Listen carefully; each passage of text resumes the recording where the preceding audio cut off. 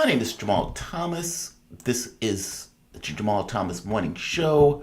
I hope you guys are doing all right this morning. Like I said before, I will be here Monday through Friday, 7 a.m. to 10 a.m. So if you are up, Adam, if you are laying in bed and you just so happen to wanted to catch the show, if you're driving in the car on your way to work, if you are mopping, cooking, whatever you are doing, you are very welcome to join me and my audience at 7 a.m. to 10 a.m. Monday through Friday. I hope you guys can hear me all right. I have been doing great work over the weekend and trying to get the sound straight, and I think I got it. I had several successful videos yesterday, and I think I've nailed down what was taking place, and moving forward, we should be okay. Also, you can support the work. You can support the work through PayPal, Patreon, Super Chats. There's also something else that they've added called Thanks. I haven't necessarily had the opportunity to look into that too much, but it's apparently on the various videos also. So definitely support the work. Even if it's just with a like, it does great things. Even if it's just with a share, it does great things. Share it, like it, if you like it. Just saying. Several stories that are hit the top marquee over the weekend. Donald Trump had a campaign in Madison Square Garden. Many people are calling it a hate fest. And Donald Trump was somewhat off message, meaning other people on that stage was off message. Donald Trump was trying to convey, are you better today than you were 4 years ago? Other people on stage, apparently some of them were comedians, were making racist jokes towards blacks or, for that matter, immigrants. That apparently didn't land well even with some Republicans who went after them saying, look, this is off base, this is off the message. A, the jokes aren't funny, and B, you're missing this kind of final theme that you need to be making in regards to the race itself. But what I want to air, and we have a great show today. Ehsan is going to be on talking about what is taking place on the ground in Iran. Of course, there were the Israeli airstrikes supposedly hitting targets in Iran. There's claims going back and forth on the effectiveness of those strikes. Of course, Israel is saying, we hit everything that we set out to hit. Now, if you were watching that night, there weren't really videos that were being released per se, or at the very least, I've only seen maybe one that showed something in flames or something on fire. When Iran hit Israel, those videos, fire just raining down out of the sky. Also, you could see air defense systems operating in Iran because you were seeing these little missiles and then they blow up as they're going back and forth. This astonishing thing to watch. Apparently, Israel said, according to them, they used 100 jets. There were refuelings in the air. Apparently, they flew 2,000 kilometers. This included the F-35 campaign. This strike, at the very least, the results of the strike seem very limited. And Iran is effectively downplaying the strike, even though 4 people were killed. Israel is claiming that they hit drone bases, manufacturing bases, destroying equipment that is supposed to set Iran's ballistic missile making faculty back a year. Is that true? Who knows?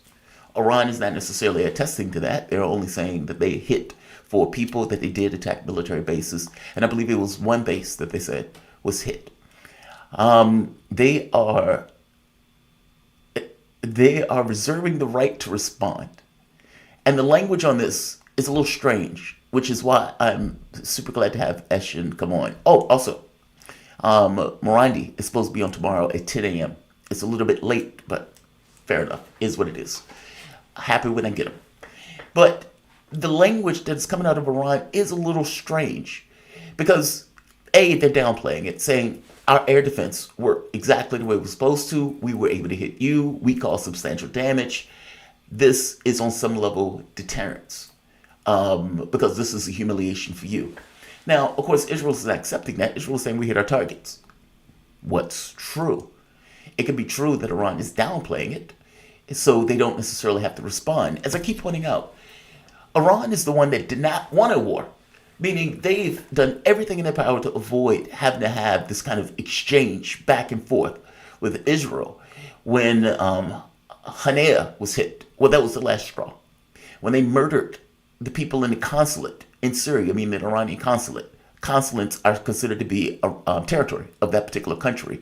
So that is effectively hitting the territory of that country. What did Iran do? Any other country would have launched some kind of strikes as a act of war, because that's an act of war. Iran did a limited strike, working with the United States in order to say, hey, we're going to put stuff up. These are going to be our targets. This is when we're going to do it. Even in that attack, where the U.S., Jordan, Israel, I believe, I want to say France and the UK were involved, even with them joining together to knock out drones and missiles that were fired from Iran, some still got through in order to kind of make the point, look, we can hit you. This idea that there's this massive parity between us and our capabilities is nonsense. You exist only because the U.S. allow you to exist. Don't get it twisted. Fair enough. That wasn't message enough. So, escalation, that much more so. This time, murdering Kanaya in the consulate, the lead negotiator for Hamas, while he was at the residence in Tehran for the presidential nomination. Again, radically provocative. Any country would have considered that a casus belli. Iran, once again, did attack. But even in that attack, the goal was not to hit civilians. The goal was to hit a military installations, or plural or singular, in order to, again, demonstrate we have the capability to injure you. Stop it here. This kind of escalatory spiral, managing escalation in the way that they're going about it. Yeah, it's tit for tat. But if you stop, I'll stop. If you don't stop, I will escalate a little bit more, in which case you can make a decision on where you want to stop with that. At some point, we're going to reach deterrence, or we're going to reach an all-out war, at which point this test of strength is going to be decided one way or the other. Now, Iran, like I said, has vowed the right to respond, which again is an interesting language. It's an interesting way that they're using language to discuss what they may or may not do. There's pressure, of course, being applied with the U.S., or for that matter, even some of the other states in the Middle East, basically causing or giving a word of restraint. But again, the issue is not Iranian restraint. They've done everything in their power to be restrained. The issue is that the U.S. dog is off its leash. And maybe that's not even correct. I don't know if it's, quote, dog off leash, or if this stuff fits within the context of what the administration actually wants to create this kind of greater Israel. I think not, though, for the Iran issue. The U.S. is already bogged down in a war.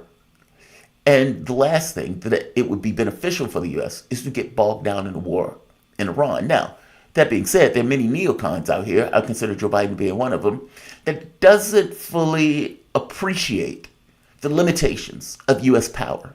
And for that matter, that this is not the world in the 1980s where we were the only superpower, we were the only hegemon, there was nothing out there that could test this. We want to knock over the government of Iraq, we could do that, nothing could stand in our way of doing that.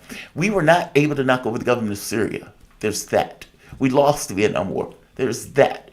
Taliban has regained Afghanistan. There's that. Iraq hates our guts and has told us, asked us over and over again to leave. There's that. We're losing the war in Ukraine right now, despite all of the weapons, money, and everything else that we basically put into that country when we first knocked the country over in 2014, and then tried to basically bring it into the fold of NATO. Well, again, that is being lost. They are also with hundreds of thousands of dead Ukrainians lying face dead in the mud. So, this notion of we can use American power for whatever we want. American power has no limits. We can do whatever we want because we're indispensable. That is nonsense. And that is not borne out by the reality of all of these failed military escapades around the globe. There's a reason that many people like Trump on some level, because at the very least he bucks a certain orthodoxy in the sense of a willingness to make deals. He is not a peacenik. I have no idea where. That's wrong. I do know where he got that idea from. Because of the way neocons function in this country, somebody just being willing to make a deal still has this notion of American power and I can do whatever I want and everything else. Still has that, this kind of arrogance, but a willingness to make a deal, something that is completely anomalous in the current orthodoxy of U.S. government, whether you're on the Democratic side or the Republican side. It is strange. If you think about it, the attacks that hit Donald Trump, but being North Kim Jong-un's friend or Putin's friend, you say that to say, what is wrong with us being able to reach across to understand that, yeah, other countries are going to have their vested interests, and when those vested interests are trespassed, they will respond every bit as vigorously as we will respond when our interest is being trespassed. What's wrong with that? What's the problem with that? Now, there's an American arrogance and triumphalism that goes into the way media reports these stories and in the way that the politicians function every bit as much as it was there for the BRICS, in the way that they act, the way that they behave, the way that they treat other people around the world. Well, you are in a new norm, which is my point. This is not that world. You have the dollar that is losing its currency status. That may not necessarily be tomorrow, but clearly there's an open campaign for the countries around the world to say the sanction stuff stops. And that just stops. We want a new economic order. We want a new normal. We want to be able to engage with other nations, not as hegemon to some other patsy nation, but as equals. It is a hard argument to make to other countries that I am number one. I should be number one. And if I can't be number one, I'm going to take the world with me. Or for that matter, I should be able to engage you as if we are not equals, despite the fact that both of us are countries. Or even further, I'll loan you money, but I get to screw with the internal dynamics of your country itself. Or this predatory foreign policy where you engage yourself in one conflict after the next in order to get your own geopolitical interests of instability around the globe. I'm saying other countries are tired of that and are looking for a new norm. This is not the 80s. And so, going back to the original point, this idea that we can do whatever we want is nonsense. And the reason that Donald Trump on some level gets some kind of accolades from the public in many respects on this particular issue is purely and only because he has a willingness to make a deal, whether or not he will make a deal at all. Clearly, he's hawkish against Iran, pro-genocide to the hilt. So there's that, which kind of gets rid of this notion of a peacenik character. But a willingness to sit down with Kim Jong-un, yes. A willingness to end the war with Russia, yes. That is something that is not shared on the other side. So, when we're looking at this kind of politics of what is taking place, that has been brought to the forefront in many respects. I guess the question becomes, what happens now? And as I said, the language for Iran is not completely we will attack. It's we reserve the right to retaliate. Actually, you can go into it a little bit more to indicate what's taking place on the ground in regards to the rhetoric and everything else. It is a fascinating issue. Iran has said that we will respond overwhelmingly if we are attacked. This tit for tat is going back and forth, and it's unclear where this goes. It can go badly. Netanyahu and some of the losses that Netanyahu was taking on the battlefield were reported. Thousands of Israeli troops have been killed in the war with Hezbollah. Now, let's be very clear. Hezbollah is only a militia of sorts. And if you are taking a bad end to a militia, maybe Iran isn't where you want to go next. Let's take a quick break. Jamarl Thomas Morning Show. Back in a moment.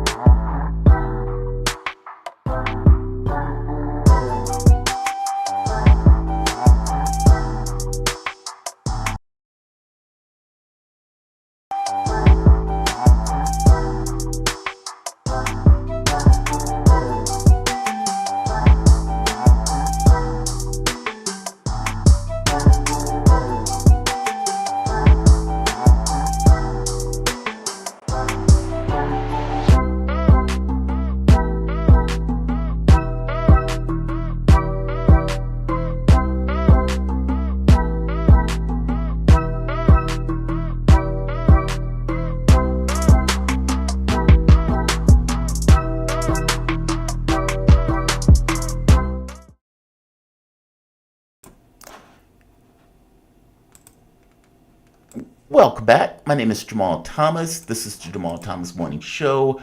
I hope you all are doing all right. My guest, he's coming on. He's getting his thing set up. 1 second. I want to make sure there's no weirdness. Good. There's no weirdness. Yeah, I want to make good. So, yeah, my guest, he's getting everything set up. He's going to join us shortly. I'm looking forward to this conversation, especially considering the back and forth, he said, she said, that is coming out of both camps. As I pointed out, over the weekend, Israel attacked Iran. Iran is saying they have the right to respond. Israel is claiming that they hit their targets, several military bases that damaged the capacity of Iran to build additional rockets, etc. Iran is downplaying this, effectively saying 4 of its people were killed.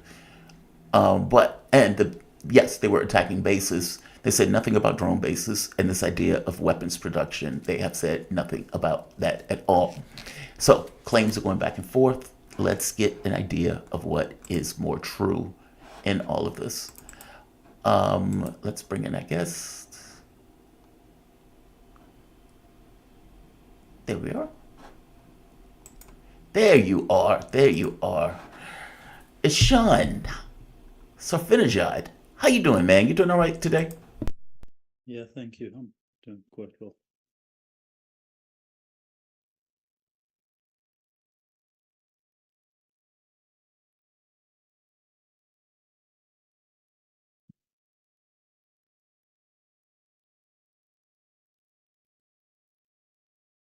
So I'm going to introduce you as an Iranian analyst.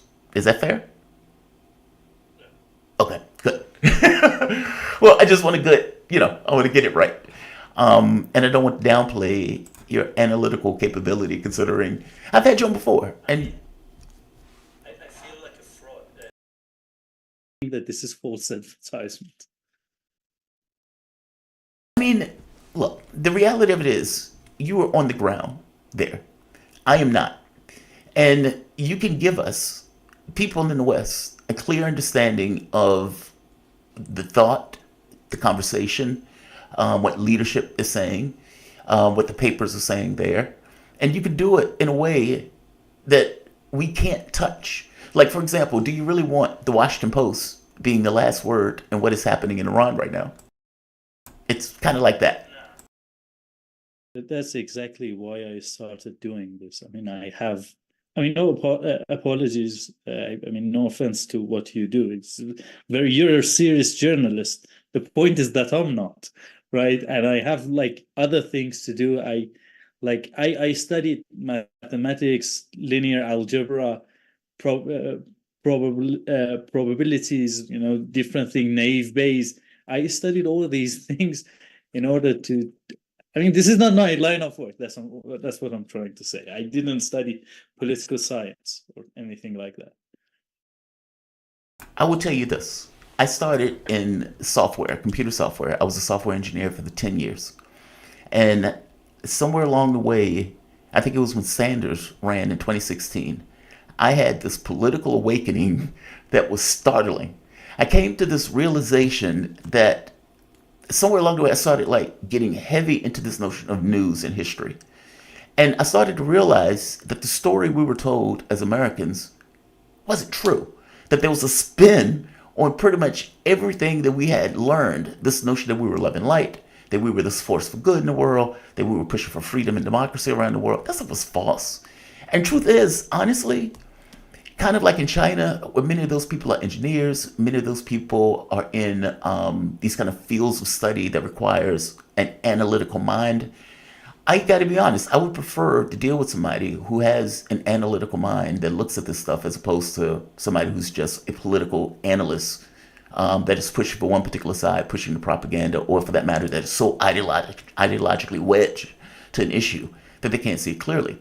That's why I like you, and that's why I have zero issue with your background being in AI, computer, robotics, and those type of things. What the faculty that I'm engaging is this notion of, okay, what's real and what is taking place on the ground there. So feel no way about that at all. That is a bonus. That's not a bug. That's a feature. Thank you. That gives me a little bit of confidence.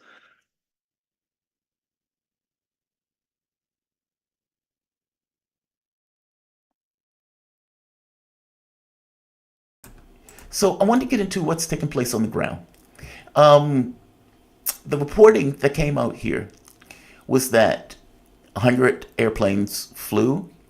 While there were 100 airplanes flying over to Iran, they didn't invade the airspace of Iran, but they flew 2,000 kilometers. This includes F-35s. Israel, for their part, came out saying, let me pull this up. They are saying that they effectively hit their targets. That not just hit their targets, they went so far right here. Israeli sources claim that, where is it? Okay, according to the claims of 3 Israeli officials, Israel took out critical components in Iran's ballistic missile program, destroying equipment that severely damaged Iran's ability to renew its missiles, stockpiles, and could deter future aggression. The source claimed that they hit 12 planetary mixers linked to producing solid fuel for long-range ballistic missiles. A senior U.S. confirmed that this crippled Iran's missile capacity. They also claim that they hit 4 S-300 missile batteries in strategic locations. Apparently, they were defending either nuclear facilities or energy facilities. Israel sources confirmed that the strikes were conducted on Syrian and Iraqi airspace. They didn't breach the borders of Iran. And they claimed that they attacked a factory for drones. Now, Iran is saying this was nonsense. They admitted the death of 4 soldiers. That was something that you and I talked about before. But before we get into anything else, I want to get your take on whether or not that's true. Whether or not, give me the Iranian take in regards to whether these claims are true. Well, I think the Iranian leader said it best. He said that the attack by Israel on Iranian territories shouldn't be neither overestimated nor underestimated. We need, precise analysis and assessment of the damage done, and we need to respond proportionately. The way that we see it, the damage wasn't the way that they are talking about. I mean, 80. We're talking about 100 something fighter jets, being used in order to launch at least 86. Here's the thing. The Israeli side doesn't mention the number, and in a bit we're going to get into as to why that might be the case, what the reason behind this might be. 86 projectiles on Iran, I think 68, 67, something along that number were intercepted outside of the Iranian territories. Others were basically intercepted inside the Iranian border. We have confirmation on 6 hits inside Iran on different facilities, and I can go into much more details as to what they did. But that's the overall stats on this attack. Well, if you calculate the success rate of them, it's actually rather low, right? It's not that the impressive attack that they talk about. Now let's go and dive a little bit deeper into the targets of the Israeli strike. Well, they attacked 2 buildings, 2 facilities in Parchin. These buildings, these installments, were used in order to produce solid fuel, but not for the Iranian ballistic missile. They were used for SAMs, for manpads, for anti-tank guided missiles. And, you know, they are not really that important in terms of, you know, hindering Iranian ability to carry out a strike on Israel. No, it has nothing to do with the Iranian ballistic missile program. Let's go and analyze another site. It was called Khojir. Khojir was also targeted, 2 buildings. They talked about, you know, targeting the mixers. Again, that wasn't the case. And you can see that in the amount of debris, in the burn marks, in everything that corroborate the fact that there. And by the way, the burn marks on the Parchin actually corroborate the fact that, you know, this wasn't a big explosion, and it would have been a big explosion if we were talking about, you know, solid fuel for, you know, big tactical missiles with range of, for example, 1,400 kilometers, right? The burn marks would have been spread more, right? But if people look at the satellite imagery, they can see that is not the case. So let's put that part in Kenar. Talking about Khojir again, the allegations were wrong. They targeted a place in Shahrud. Now, here's the funny thing. They targeted a very important facility, but Iran had evacuated it prior to this, right? And there is this Twitter account, you know, this Iranian Twitter account that actually warned before the attack that they might attack this facility. There was another military analyst inside Iran who warned also about this facility being a possible target of the Israeli attack. So they knew and they evacuated it. That's called a passive defense. When you have a country as big as Iran, I think we're like 17th largest country in terms of area, right? So Iran is a rather big country. When Israel, with all of the money that it receives, with all of the air defense systems that, for example, United States provides it with, you know, the collaboration of Britain, France, or other countries, can't really defend itself against Iranian ballistic missiles, you can't just translate that and it will give you a frame of reference as to how hard of a job, how hard of a task Iranians are dealt with, but in order to protect like this big country. I think you can like basically place 100 Israel, occupied Palestine inside Iran. Now imagine you having to defend that. So that was the case.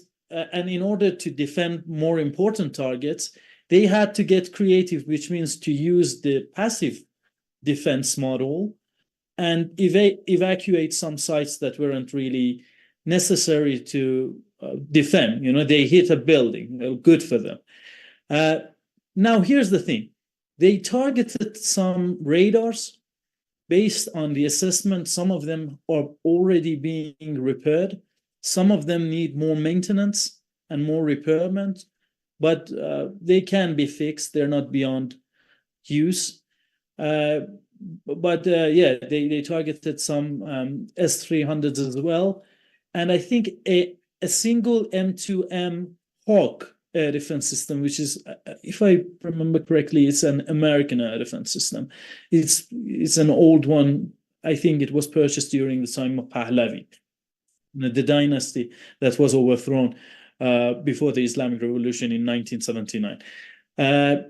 But the important thing is that they targeted 3 provinces: Khuzestan, Elam, Tehran. And Khuzestan is a province that is known for hosting and being the largest, holding the largest petroleum reserves of Iran in it. The oil fields, the gas fields, and they were apparently, based on the target that they hit, they were probably trying to hit the Iranian energy infrastructure, the refineries in Mashhad, which they didn't succeed. As you mentioned, 4 Iranian military officers have been killed, and there was also a confirmation on the murder of an Iranian civilian in their attack. So we have that as well in terms of the casualties, the death toll. So this is the overall view of the scenario, and this is the underground stats that I could give you. Thank you for that.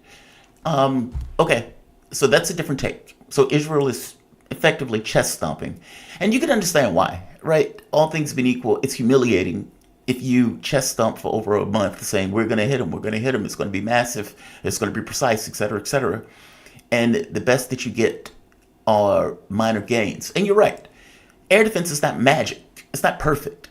And I remember when I was doing the reporting when this first took place, my thought was, look, I can see these things being knocked out of the sky, so clearly they had an intention on hitting stuff, but the air defense seemed to have done its job. And as you pointed out, they moved that equipment before anything was able to take place. Also, there's reporting that the Russians gave Iran heads up hours before the attack took place. Can you confirm that by chance?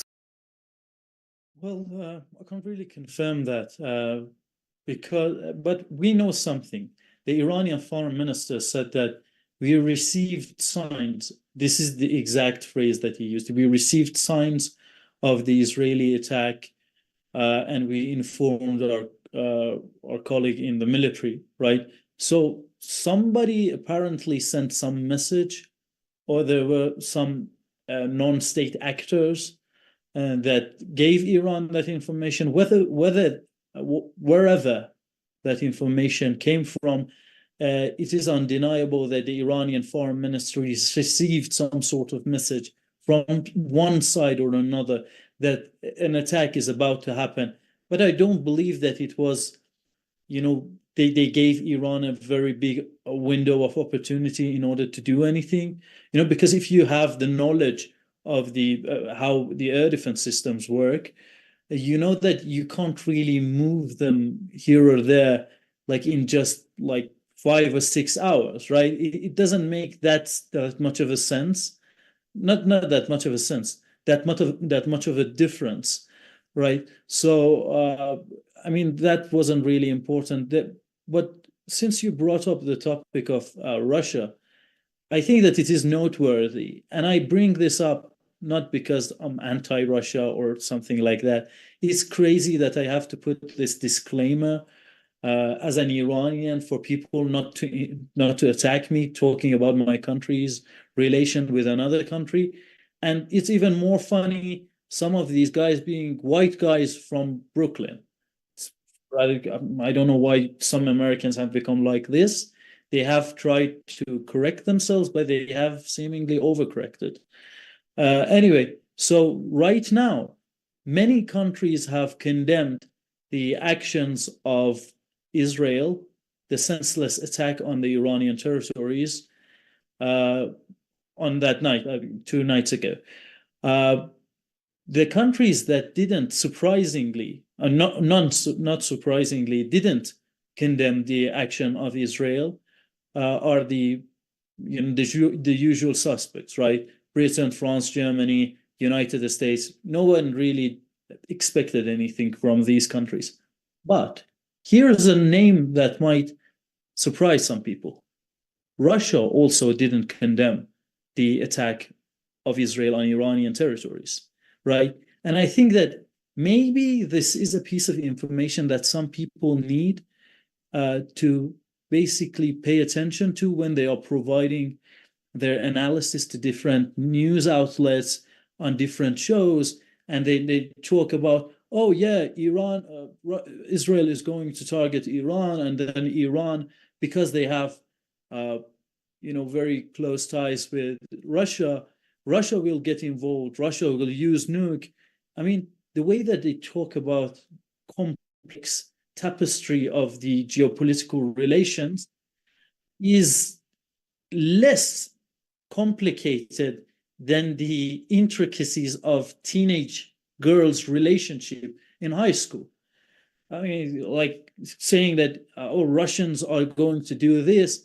I have read a lot of reports, and I call them reports, but they're just rumors that are permeated in certain accounts. And they talk about how Iran has ordered JF-17 from Pakistan. It has purchased electronic warfare equipments from Russia, fighter jets from Russia, S-400 air defense systems from Russia. And when you add all of that up, you can see that it kind of becomes even more than the entire Iranian military budget itself. I'm not saying that all of these things are false, but all of them in combination with one another, they can't be true. And in fact, in order to give people, some sort of incentive and provide myself with a little bit of leeway as to, the people who really like Russia wouldn't attack me, there seems to be a development in which Russians have agreed to allow Iran to assemble and maybe produce some parts of the Su-35 inside the Iranian borders. So, guys, I said that, so can you just possibly not attack me for providing a little bit of nuance? Well, look, I would say this. I think the reason that they come to that conclusion is because the reporting has been that there's a strategic partnership between Iran and Russia that they're going to sign and agree upon. That was supposed to be signed, apparently, after BRICS. It didn't get signed after BRICS. It was kicked down the road. And there's questions about why it was kicked down the road. But the fact that it's in the works and it's in the making leads people to believe that the relationship is closer than it is. I agree with you, though. I've had military analysts on that pointed out that Russia may actually be okay with a war between the U.S. and Iran because it bogs the U.S. down into kind of a Vietnam situation. I mean, Iran is 3 times the size of Iraq, and we couldn't necessarily even contain Iraq, let alone this notion of containing something that is much larger, and that is a much larger footprint in the world and far more capable in defending itself. As Iran said, they've been preparing for a war with the U.S. for decades, especially after they knocked over Iraq. So I agree with you. It's more complicated. It's not as straightforward as Russia, who's already bogged down in a war in Ukraine, is also going to get bogged down into a war in the Middle East against some other geopolitical foe. No, I agree with you on that. There's another issue that came up. And again, I'm fascinated by this. What is Iran going to do? Now, in one of the quotes that was reported in, I think it's called Tasman newspaper, they pointed out that one of the leaders, let me see, I'm trying to get the exact quote. So, right here, according to Tasman News, an official from the country said that Tehran is ready to retaliate against Israeli aggression. The source maintained that Iran reserves the right to respond to any act of aggression. Quote, there is no doubt that Israel will receive the appropriate the appropriate response to any move that Iran makes. The official said the Iranian official warned that reciprocal response to any Israeli action will be harsh, proportional, and calculated. All right, I want to repeat that. There is no doubt that Israel will receive the appropriate response to any move that are against Iran. They added the Iranian official warned that any response will be reciprocal, that will be harsh, proportional, and calculated. All right. The tense that he's using is, we will respond to if they hit us. But they've already hit you. And so by saying we have the right to respond, it's not necessarily the same thing as saying we will respond. We are going to attack, and it's going to be harsh and calculated. Does it make sense? Like, there's one thing to say, we are going to respond to this, as opposed to we reserve the right to respond. So I guess my question is, what is the conversation in the leadership? Is the strike by Israel being downplayed in order to avoid a larger escalation in the back and forth? Basically, they can say, they didn't touch us, no harm, no foul. They're humiliated because they can't touch us. This was minor in comparison to our attack on them. So we are just going to let this rest. As opposed to, you've killed 4 of our people. Clearly, deterrence hasn't been illustrated enough to you. So we are going to respond, and it's going to be harsh, and it's going to be calculated, etc., etc. Which one is it? Are they downplaying this in order to avoid a larger escalation? In which case they're saying we have the right to respond. Whether we do so or not is up for grabs. What is the rhetoric that's taking place there around this issue of response and retaliation? So let me first start by saying that thank you for using legitimate Iranian outlets, right? The outlet that you mentioned is Tasnim, called Tasnim. It's one of the 2 respectable outlets in terms of covering the Iranian news when it comes to the topic of the Iranian security, the Iranian military prowess, and things of that nature. So Tasnim, the things that are published in Tasnim are worth paying attention to, right? So I'm not saying that you should totally disregard this article, but from my point of view, I actually started the conversation by saying that, by basically quoting the Iranian leader, saying that he said the attack shouldn't be underestimated, it shouldn't be overestimated. 4 Iranian military officers have been murdered. There is a disagreement between the Iranian parties, political parties, of how Iran should respond. What you mentioned, they have been humiliated, we shouldn't attack. This is an argument that is put out there by some Iranians, right? They say, okay, they didn't do anything, so we shouldn't really respond because Israel is a mad dog, and they will. And by the way, when I say Israel is a mad dog, some people get angry. Moshe Dayan, an Israeli war criminal, they call it official there. They call their war criminals officials, heads of states and foreign minister and whatnot. He said that Israel should appear like a mad dog, too dangerous to bother. So if that way of phrasing things agitates you, maybe you're an anti-Semite, thinking that the Jews are not smart enough to elect an official who would be smart enough to use the correct phrases, right? Maybe you're an anti-Semite. Okay. But setting that aside, there are some people who are saying that, right, that it shouldn't be done. The Iranian leader, which is the chief of the Iranian armed forces, it would be better to call him commander-in-chief, because the chief of the Iranian armed forces is actually General Bagheri. I wanted to maybe provide a little bit nuance. It's always good to be more accurate here. So he is the commander-in-chief, and he sets the overall objective of the Iranian state in terms of the security affairs, right? He said that Iran will respond. Now, here's the thing. Other people don't know how Iran will react. They don't know how Iran makes its decision.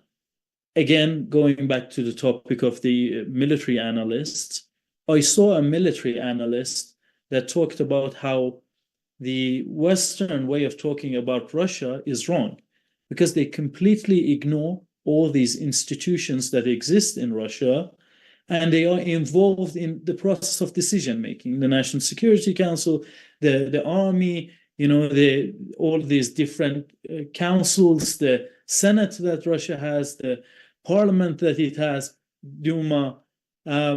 So they completely ignore those, and they say, well, Putin has said this, right? And Mr. Putin, when he wants to decide, I presume that he listens to his advisors, to the Duma, to the Senate.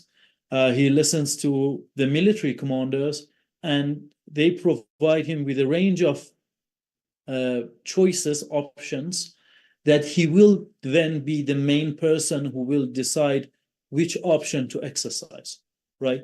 Same thing is true with Iran. And it's funny that the gentleman who said this actually was just saying the Iranian leader has said this, right? So, I mean, he made the same mistake that he was criticizing other people for, doing with regards to Russia, but he did it to Iran, right? I told you what the Iranian leader thinks as the highest, basically, authority on the Iranian security affairs, right? We know that's his mentality. But he also continued by saying the quality of that retaliation should be determined by the mas'ulin, by the officials, by the people responsible for making that decision. Okay, in Iran, we have the Supreme National Security Council, right? And it is made up of the head of the executive branch, president, the head of the judicial branch, the head of the parliamentary branch, the Iranian foreign minister, the head of the Iranian armed forces, General Bagheri, the head of the IRGC, the head of Artesh, or Iran's classical military, the representative of the Iranian leader, and the head of the Office of Budget and Management, which is also works under the Office of the Presidency. So if you calculate, I think that the Office of Presidency, considering the fact that the head of the parliament's spokesperson, the Speaker of the Parliament is in a coalition with the president, they have 4 votes inside Supreme National Security Council. So the quality of the Iranian attack is determined in a large portion by the people who have stated that the previous time around, I'm referring to the aftermath of the assassination of Mr. Ismail Haniyeh, that they confessed, they stated it in no uncertain terms that they were deceived. The promise of peace negotiation inhibited their capability, or whatever it did to them. It basically prevented them from making the decisive action. And it's kind of funny because I heard like maybe a distant friend of mine saying it was when the news of meeting between Blinken and a Qatari official broke out, and they stated that they're going to basically try to hold some sort of peace negotiation or something like that, ceasefire talk, something like that. And his reaction was priceless. He said, it's not clear that they want to assassinate who they want to assassinate, that they are bringing up the topic of peace talks. So by this news that they're going to hold peace talks or negotiations, he could see the future, and he could see that there is an imminent threat looming somewhere around the corner, and this is just some sort of flimsy excuse to empower certain fractions of the country that they're going to attack, who are more sympathetic towards the United States, who are pro-United States, to create some sort of incentive in them that they wouldn't seek justice, they wouldn't seek retaliation. So he was completely able to foresee the future. And you see this in the statements published by different fractions in the society. I think that the Iranian military itself, the Iranian armed forces, in fact, the Iranian armed forces, in some part, may be worried about that, because in their statement, they have like a half a paragraph or something, like very tiny amount of paragraph. It's one sentence or two. It says, we reserve the right to retaliate, but we prioritize ceasefire in Gaza and Lebanon, right? Which means that they know that the political class, the decision makers, might not allow them to retaliate. That's why they sort of provide themselves with some sort of excuse to say, okay, if we didn't retaliate, that's because, look, they're doing the same thing, they're pulling the same nonsense again. The thing that happened after the assassination of Mr. Ismail Haniyeh, they're doing it again, right? So that's the thing. It's actually very hard to decipher what's actually going on in Iran, right? And anyone who comes and says, the Iranian retaliation will surely happen. Well, yes, it will happen. Do you want me to tell you how? It happens in either two forms. One, the political class, the decision makers, learn from their mistake, and they will allow the Iranian military to retaliate. The second scenario in which they will accept that is that because they do not respond to Israel, Israel will do what they did in the aftermath of Mr. Haniyeh's assassination. They go on a rampage, the pager attack, the walkie-talkie attack, the assassination of head of the Hezbollah, the assassination of like 12, 13, 14 high-ranking Hezbollah officials, and then assassination of the head of the IRGC Quds Force operation in Syria and Lebanon, and basically push Iran in a direction that Iran will be left with no choice to retaliate, right? But when we are talking about whether this is going to happen or not, the second part I don't really consider as an action. It's a reaction, right?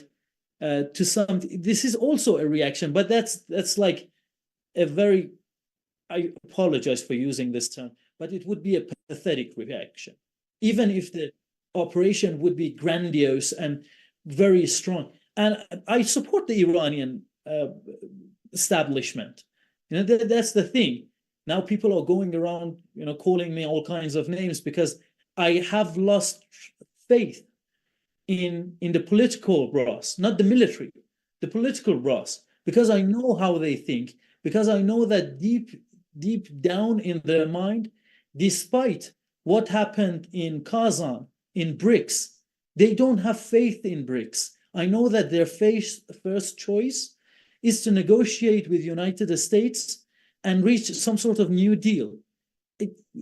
Everyone in the rest of the world talk about how BRICS is such a big summit, how, the events in Kazan was very important. They talk about the BRICS currency, as the world is talking about all those different things, the main supporters, the intellectuals who support the current administration, the ruling administration inside Iran, they are talking about these things. So, call me whatever you want.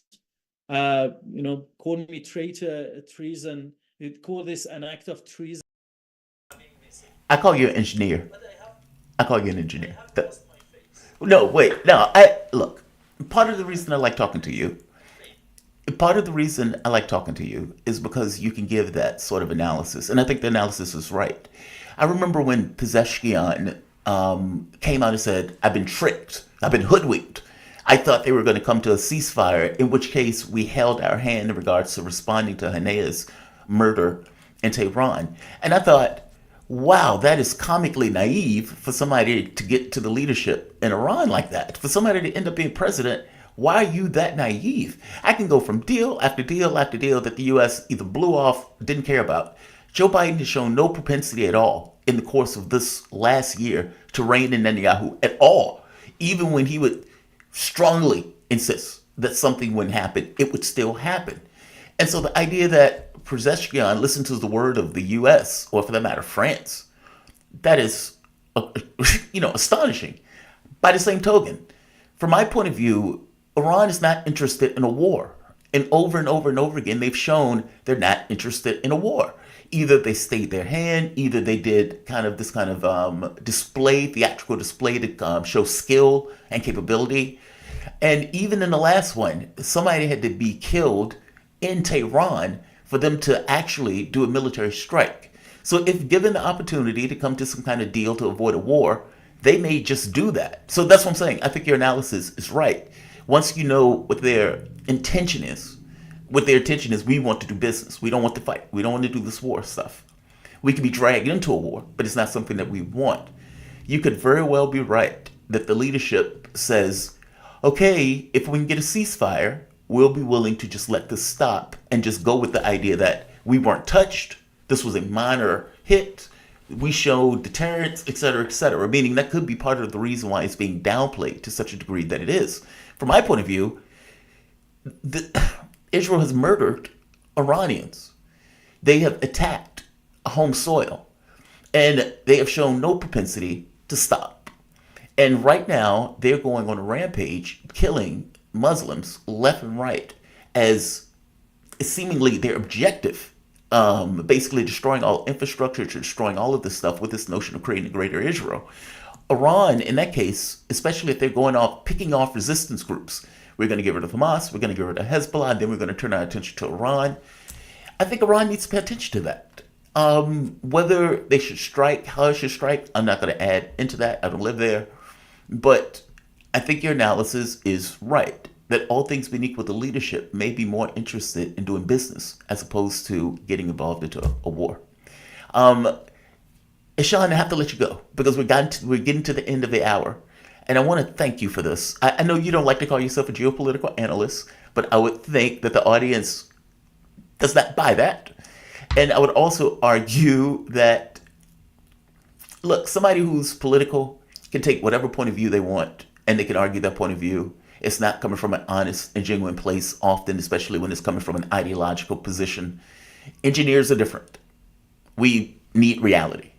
And because we need reality, we tend to look at that stuff in somewhat of a different way. It's just, okay, what's true in the situation? Like if I'm running test after test after test, I'm just, what's true?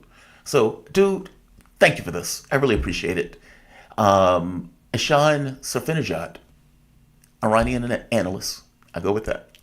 All right, let's take a quick break. You guys are listening to the Jamal Thomas Morning Show. I'll be back in a moment.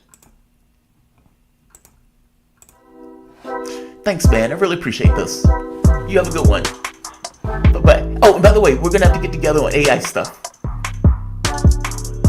On AI technology. You said that's what your degree is in. Yeah, so we're definitely going to have to get together on that. I've been looking for a tech person for a long time. You too. Have a good one, man. Be safe. All right. Let's see what's next.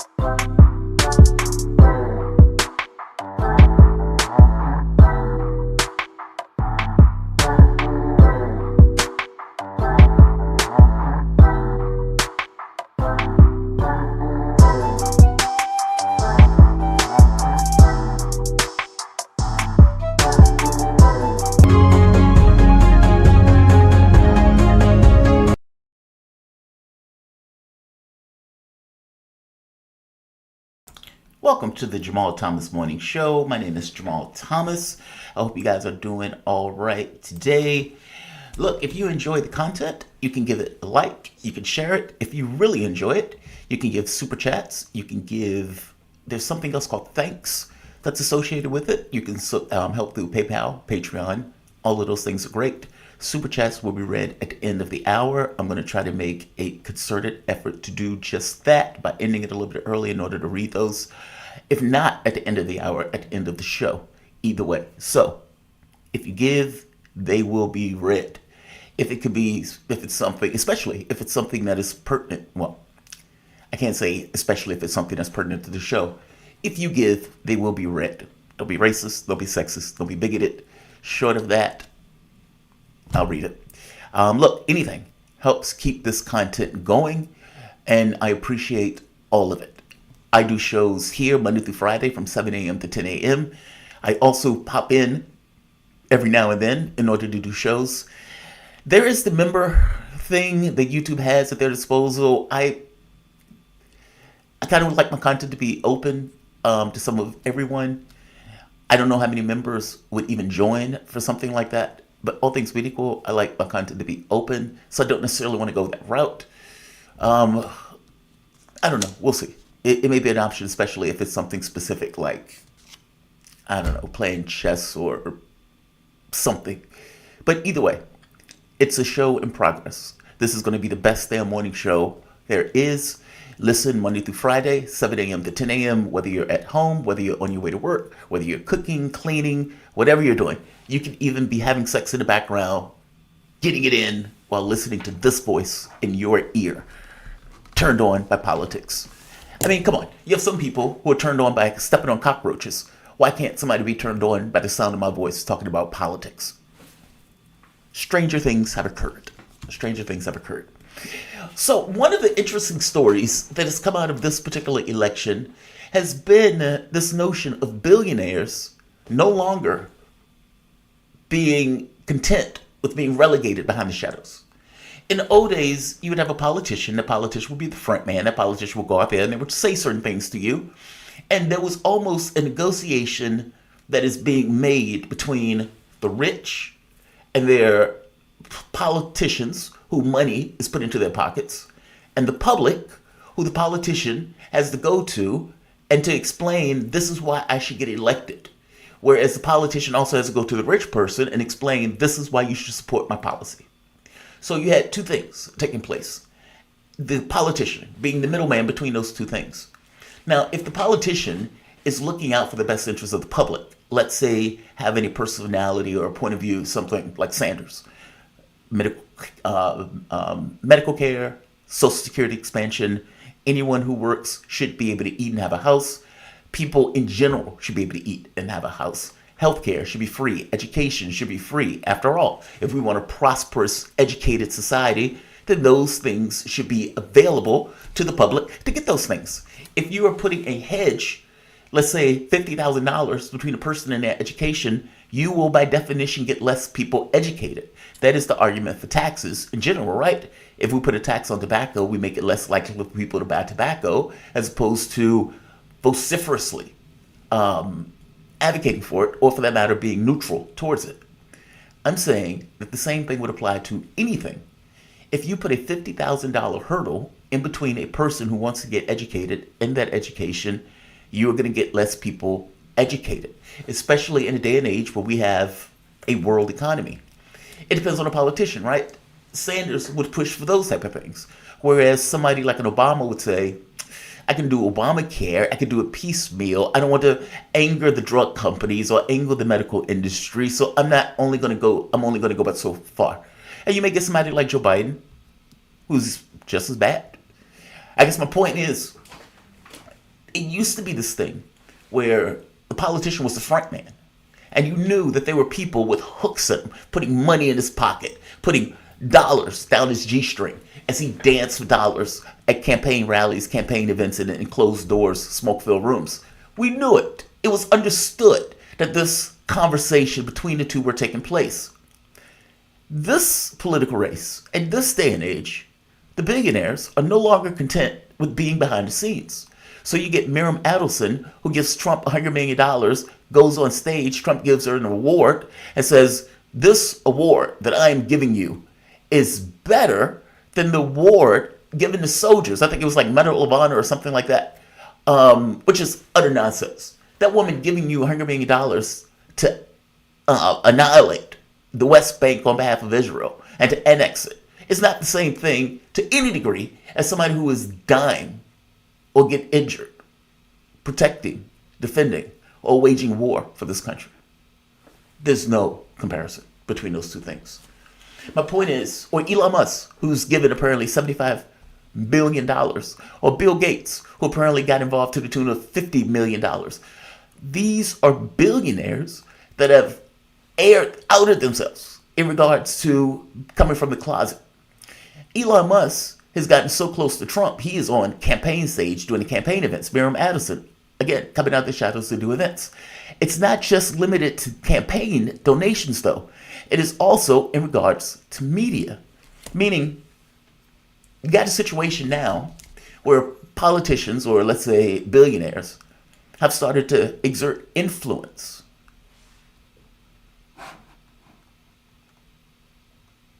Wait a minute, one second.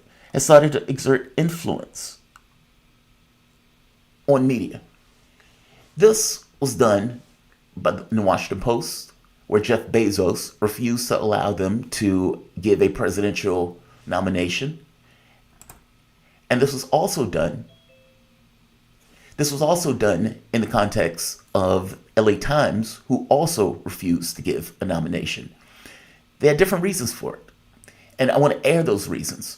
But just before I get to my guess, the one in the LA Times was fascinating because his family came to a conclusion that they do not want to support an apartheid state that is waging a genocide. And that for the LA Times to come out and give that, let's say, award of an endorsement, their support of the newspaper in and of itself would be a travesty, would be immoral, or for that matter, unethical. I'm going to get into some of his larger statements that he made on this as they were talking about this. This wasn't a billionaire just doing it for billionaire reasons. But either way you look at it, we were destroyed as a network because we were claimed to have this Russian influence behind us. All these people were just Americans giving their point of view. In this situation, you get billionaires who are actively exerting control over U.S. media. When Sanders brought this up the first time around, they was like, oh, this is a conspiracy theory that Jeff Bezos is going to exert control over the newspaper. Not so much. You guys are listening to the Jamal Thomas Morning Show. Back in a moment.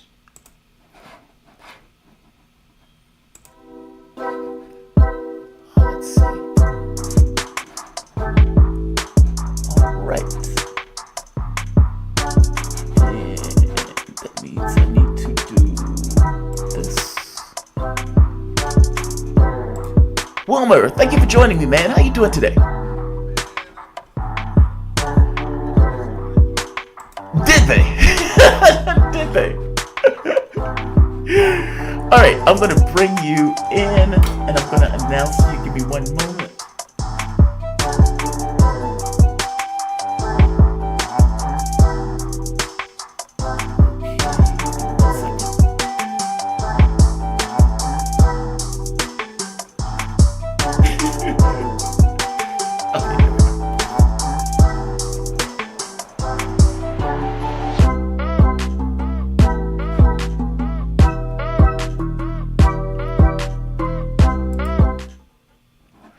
All right, I am back. My name is Jamal Thomas. This is the Jamal Thomas Morning Show, and I am joined with the one and only Dr. Wilmer Leon.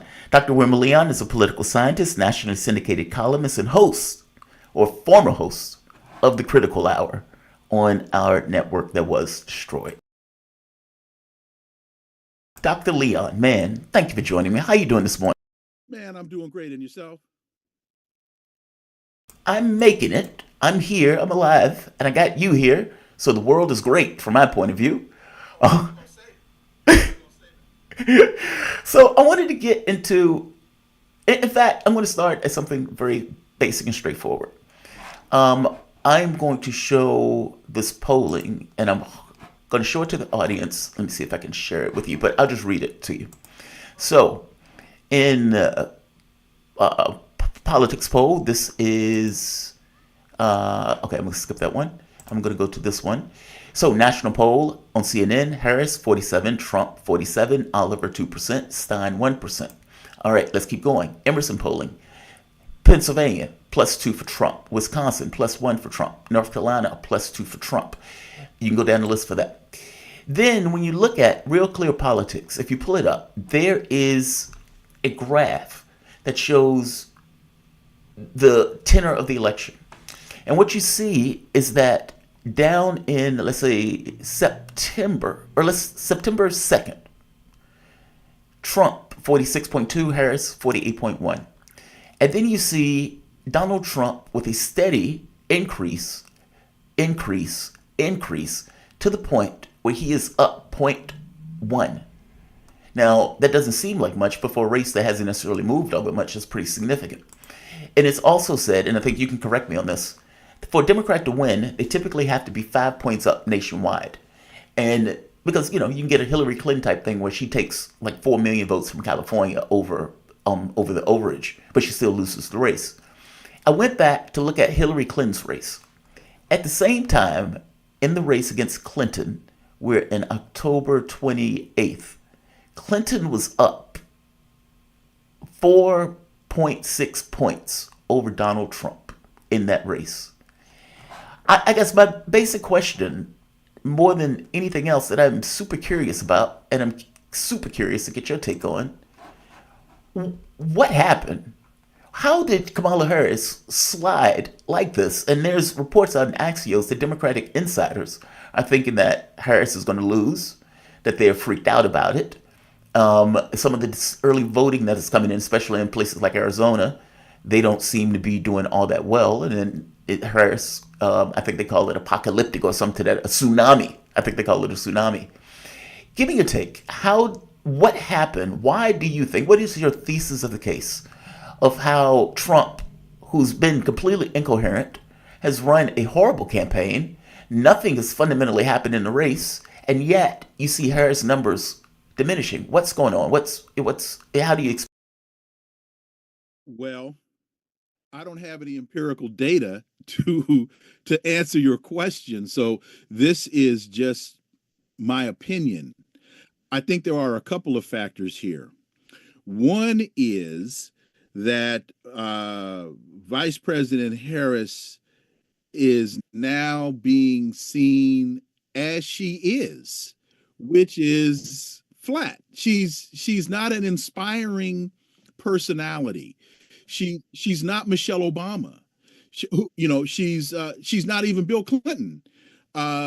She's not Barack Obama. She's flat. Now, the other. Wait a minute, Wilmer. The campaign about joy didn't inspire you? Joy and hope? That didn't do it for you? As it never will. I'm a black man in America. What am I supposed to be joyous about? But the other thing is, I don't think you can trust the numbers. Because go back to Romney Obama in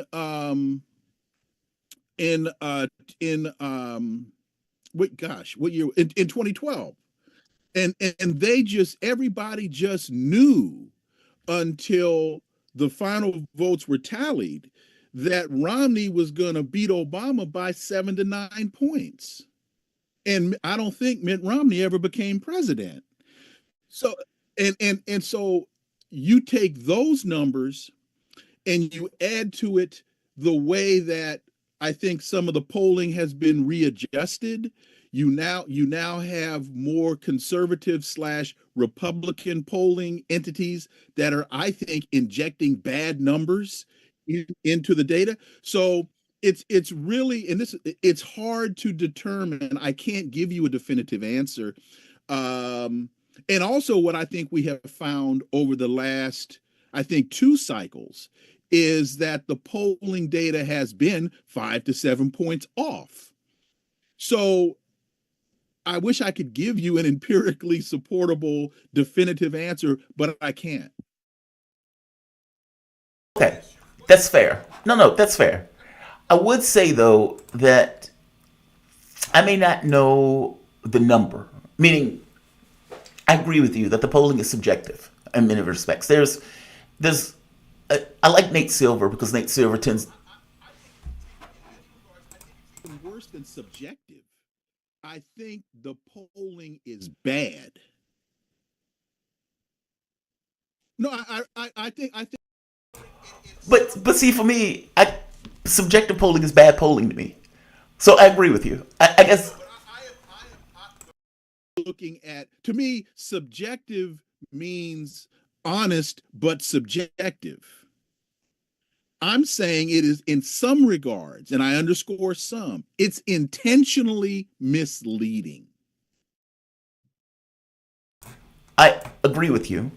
And that's why there's certain polling locations I don't even pay attention to. Like, when you're looking at the list in regards to Real Clear Politics, there's some is like, I don't know what that name, I don't even know what that number is. Like, I don't even know what that place is. So, 1000% agree with you. Nate Silver, however, when he's using his analysis, he's looking at high quality polls. And he weighed those differently in the context of his analysis. And I would say, even if I don't know what the number is, I can look at the behavior of the candidates, meaning they have their own internal polling where they seem demoralized. They're getting more shrill. They're screaming that Trump's a fascist, Trump is Hitler, Trump should be arrested. That's according to Joe Biden. Like, they are getting far more aggressive. They're going after Jill Stein, of all people. One second for that, though. I don't know the number, but I know momentum. Meaning, you can see a trend line in the polling that seems to be going in a particular direction that the Kamala Harris campaign does seem to agree with. Yeah. Now, you just touched on something that I think also contributes to why her numbers are not where many would expect them to be, is that she's spending too much time telling us that Donald Trump is the reincarnation of evil, instead of explaining to the average American voter how she's going to lower the cost of a pound of tomatoes, a head of lettuce, and a pound of cheese. And stop telling, and that's not me personally, that's a generic me. Stop telling the American people what is obvious. When Donald Trump stands at a podium and tells people the cows will disappear, that he wants to be a whale psychiatrist. And now this is his language. I'm trying to be as unbiased as I can be.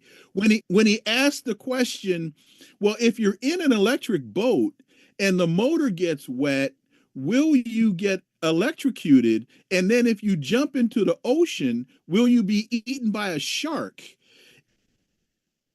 I don't need you to really tell me much about somebody saying that who's running for president.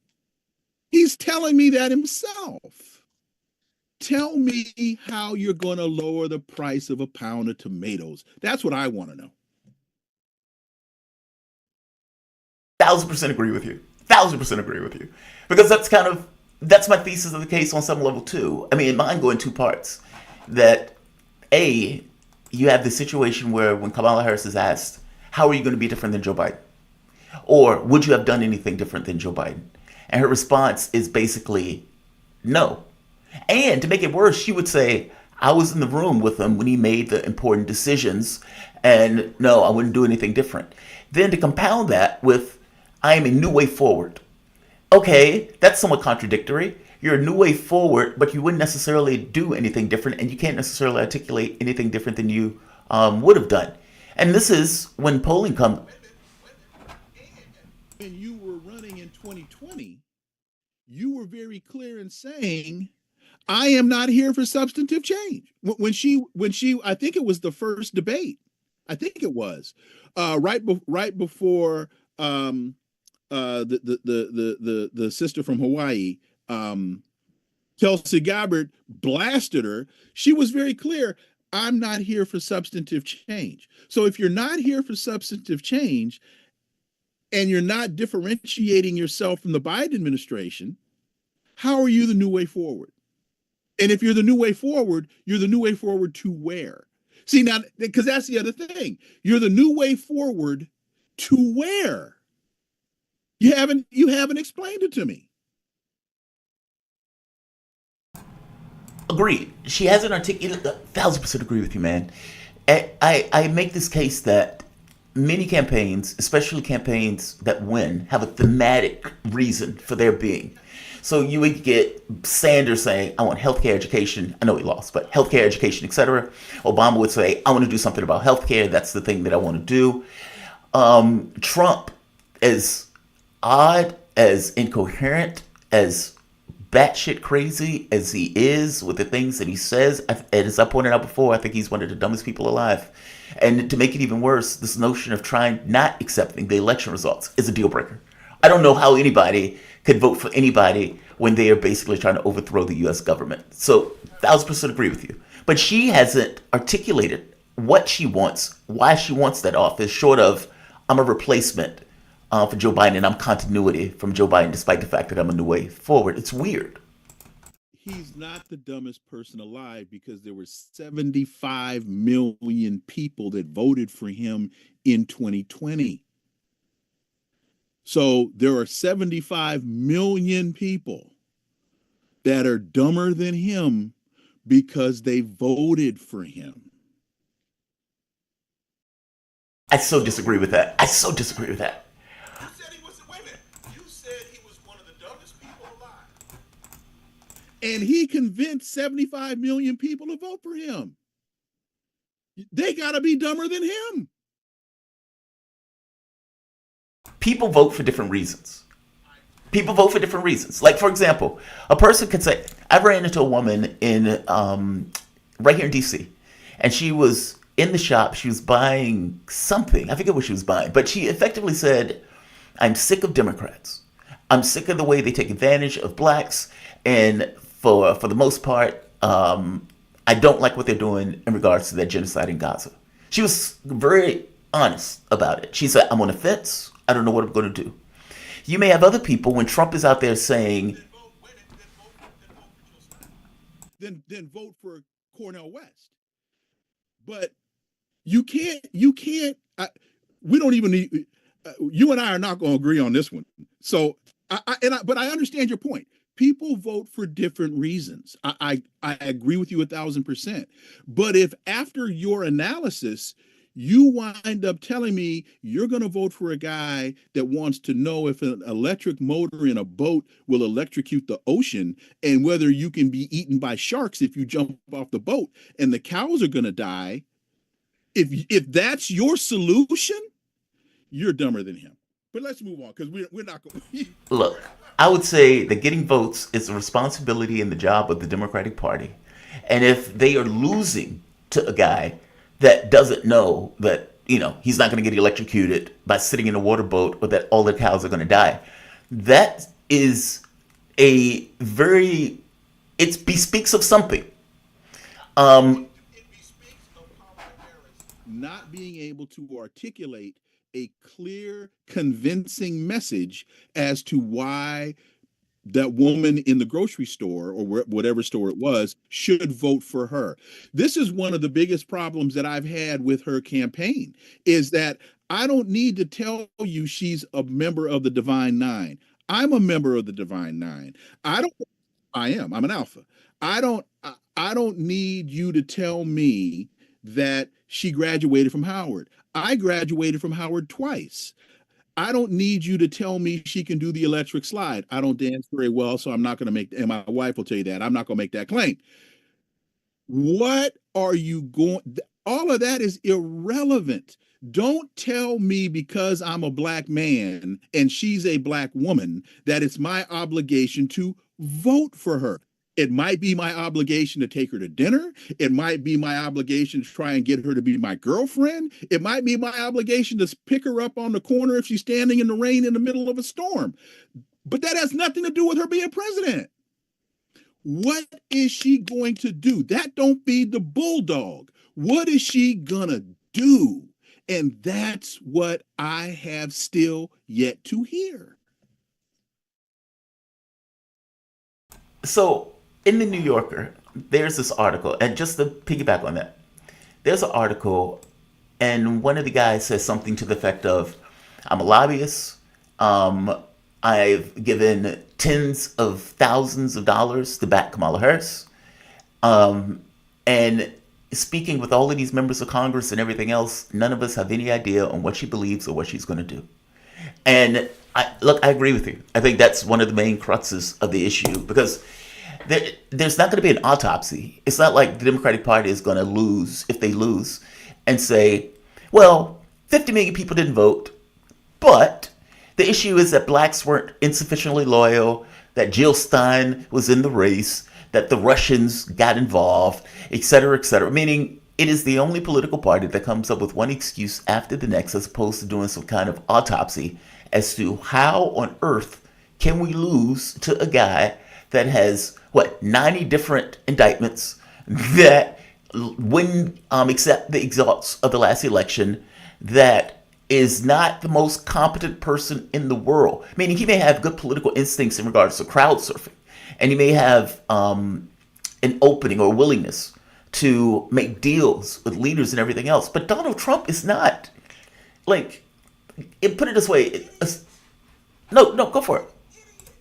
Yeah, well, Trump is an idiot. I mean, you're absolutely right. And see, the one word that you used in what you've just articulated that I believe is the death knell for the Democrats is loyalty. I am only, quote unquote, loyal to you so long as it is within my best interest to be so. And you have to demonstrate to me on a daily basis, and since we're talking policy, I'm talking politics, via your policy, that it's in my best interest to be, quote unquote, loyal. She has said very little that will be operational. So, what I mean by operational is, so you say you're going to put $25,000 in the pot for first-time home buyers. What she doesn't say is that's after what 30,000 affordable homes have been built. I forget what the number is. I think it's 30,000 affordable homes have been built, and the economists that I talk to tell me all that's going to do is raise the price of a home by $25,000. And oh, by the by, where are you going to get the money from? How are you going to pay for it? You sent 8.7 billion to Israel. You sent 8 billion to Ukraine. You sent 600 million to Taiwan. That's $17 billion in one damn week. Where's the money going to come from? So when I start peeling back that onion, when I start, as Gary Flowers would say, unpacking that knapsack, what I find is there are problems in the quote unquote policy positions you're articulating, because one of the things that I would tell my students when I was teaching policy is there's a difference between the theoretical and the practical. There are a lot of things that sound really good, that make a lot of sense on paper, but when you try to operationalize them, you wind up with serious problems. And a quick example is euthanasia. That when Jack Kevorkian was traversing the country and doing his thing, it seemed as though the people that he was servicing were people that were truly in need of his services, right? But now, when you look at euthanasia, not only here, but in other countries, particularly in England, I just came back from London yesterday. What you find out is that's now being used in a eugenics manner to get rid of a lot of quote unquote undesirable people. So that's the difference between that's the practical realities when you have a policy that sounds good on paper. Well, there are people that are suffering, they are not going to recover, and they are making the conscious decision, I rather end it now than spend the next 6 months deteriorating into greater pain. That makes sense. But now when you start talking about eliminating people because their conditions or their mindset or their poverty or makes them undesirable. So Vice President Harris, what are you going to do? And the other thing is, I've been waiting for Joe Biden to say she was the vice president in my administration, but do not put the sins of the father upon the child. And I'm just using that euphemistically. I'm not comparing her to a child. I remember when when they were hammering Al Gore, when Al Gore was running and they were hammering Al Gore about Clinton policy, particularly when it came to, what's the woman's name? Monica Lewinsky. Bill Clinton came out and said very clearly, look, that was on me. That was not on him. Do not tar him with that brush. Remember that Bill Clinton came out and gave a speech very clearly saying, Al Gore is Al Gore. What I did is what I did. And once Bill Clinton said that, Al Gore was free to be Al Gore. He still lost, but anyway. Joe Biden did the opposite because reporting behind the scenes was that Joe Biden wanted her to basically talk more about his policies, talk more about, basically give a glow to his legacy and those type of things. And in fact, it's hard to also do that when Kamala Harris says, I'm sitting in a room with Joe Biden on his major decisions, and I was a part of all those decisions, and no, I wouldn't have done anything differently. So she hasn't necessarily done herself any favors in that regard. I agree with you. If the country is going 60 to 80% in the wrong direction, then you do need to separate. Meaning you need to find space to say and articulate, how are you different? I'm a new way forward. So this is the way to which I'm a new way forward. I'm a new generation of politician, and my generation wants what? She didn't do that. And in fact, what's funny though, some of the reporting that's come out in Axios is saying that Joe Biden wants to campaign for Harris, and Harris has been keeping Joe Biden at arm's length. Do you think that she believes he's a political liability?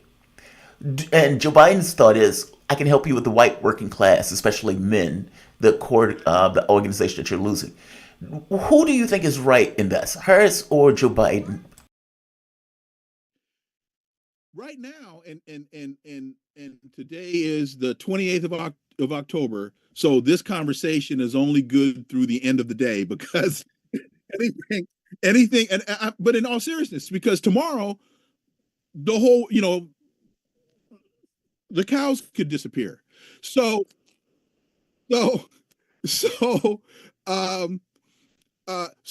right now, Kamala Harris is losing Nevada. Joe Biden won Nevada convincingly. Send his behind to Nevada. Right now, Kamala Harris is tied, depending on the poll you look at. Some will say she's up by a half a point. Some will say she's down by 2 in Pennsylvania. Joe Biden won Pennsylvania. Send his behind to Pennsylvania. Joe Biden, I believe, won Michigan. She could very well lose Michigan. If he can remember where Michigan is, send his behind to Michigan. That math is not that hard to do.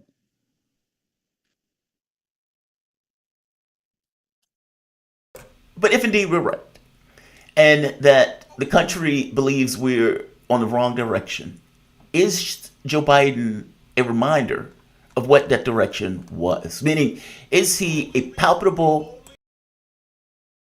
Joe Biden will continue to be a reminder of the past is because Kamala Harris has not set forth a very clear message and path for the future. You don't send Joe Biden to Nevada saying, I'm Joe Biden, this is what I did. You send Joe Biden to Nevada echoing her message of what she is going to do and why. And when he gets asked, well, look, Joe, you were here and this happened. That was then his response is, look, I'm not running for president. She is. And I'm here to tell you why she's going to do what she's going to do. You don't just send him out there. Hi, I'm Joe Biden. I forgot where I am and I don't know why I'm here. Let me talk to Corn Pop.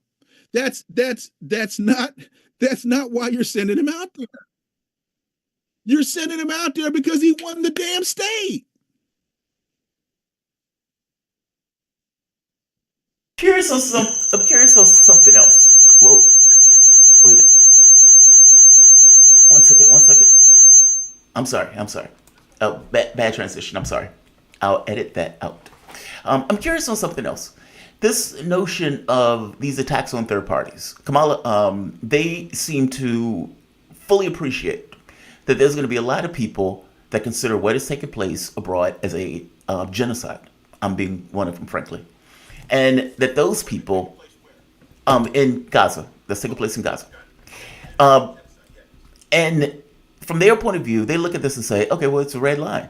No political, like, elections go beyond individual elections, and that a red line needs to be put under this idea of supporting a party and rewarding a party with a vote that's doing that. Meaning, again, they're giving money, weapons, guns, materials, political support. They're going after the ICC. They've even gotten to the point of threatening the head prosecutor at the ICC. So, from their point of view, it's like, okay, well, regardless of years, what was her name? Ben Sauda. No, but before Khan. Not only did they threaten her, they threatened her family. So they've been doing this a long damn time. They have, but it's been pretty egregious. Around the issue of Israel. I mean, when Kamala Harris was asked on the not debate stage, I think she was talking to CNN or something, what's the largest geopolitical threat? She said Iran. Now, this is outrageous. Iran hasn't invaded anybody, and they are a regional power at best. And the only reason she would say that was at the behest of Israel. As you pointed out, they've given them like $20 billion. And so people who say, I cannot support this, and their response has been to attack those people. They sent Michelle Obama out to make that argument. Kamala Harris made their argument. How should they, her language, and this is another thing where she's been unable to unwed herself from Joe Biden on. How should she have answered questions around this third party thing? And making an ad attacking Jill Stein seems to be a waste of money. But well, every time, I think it's also very important to also highlight in what you've just articulated is every time Israel / the United States has attacked Iran, the United States says to Iran, look, don't respond.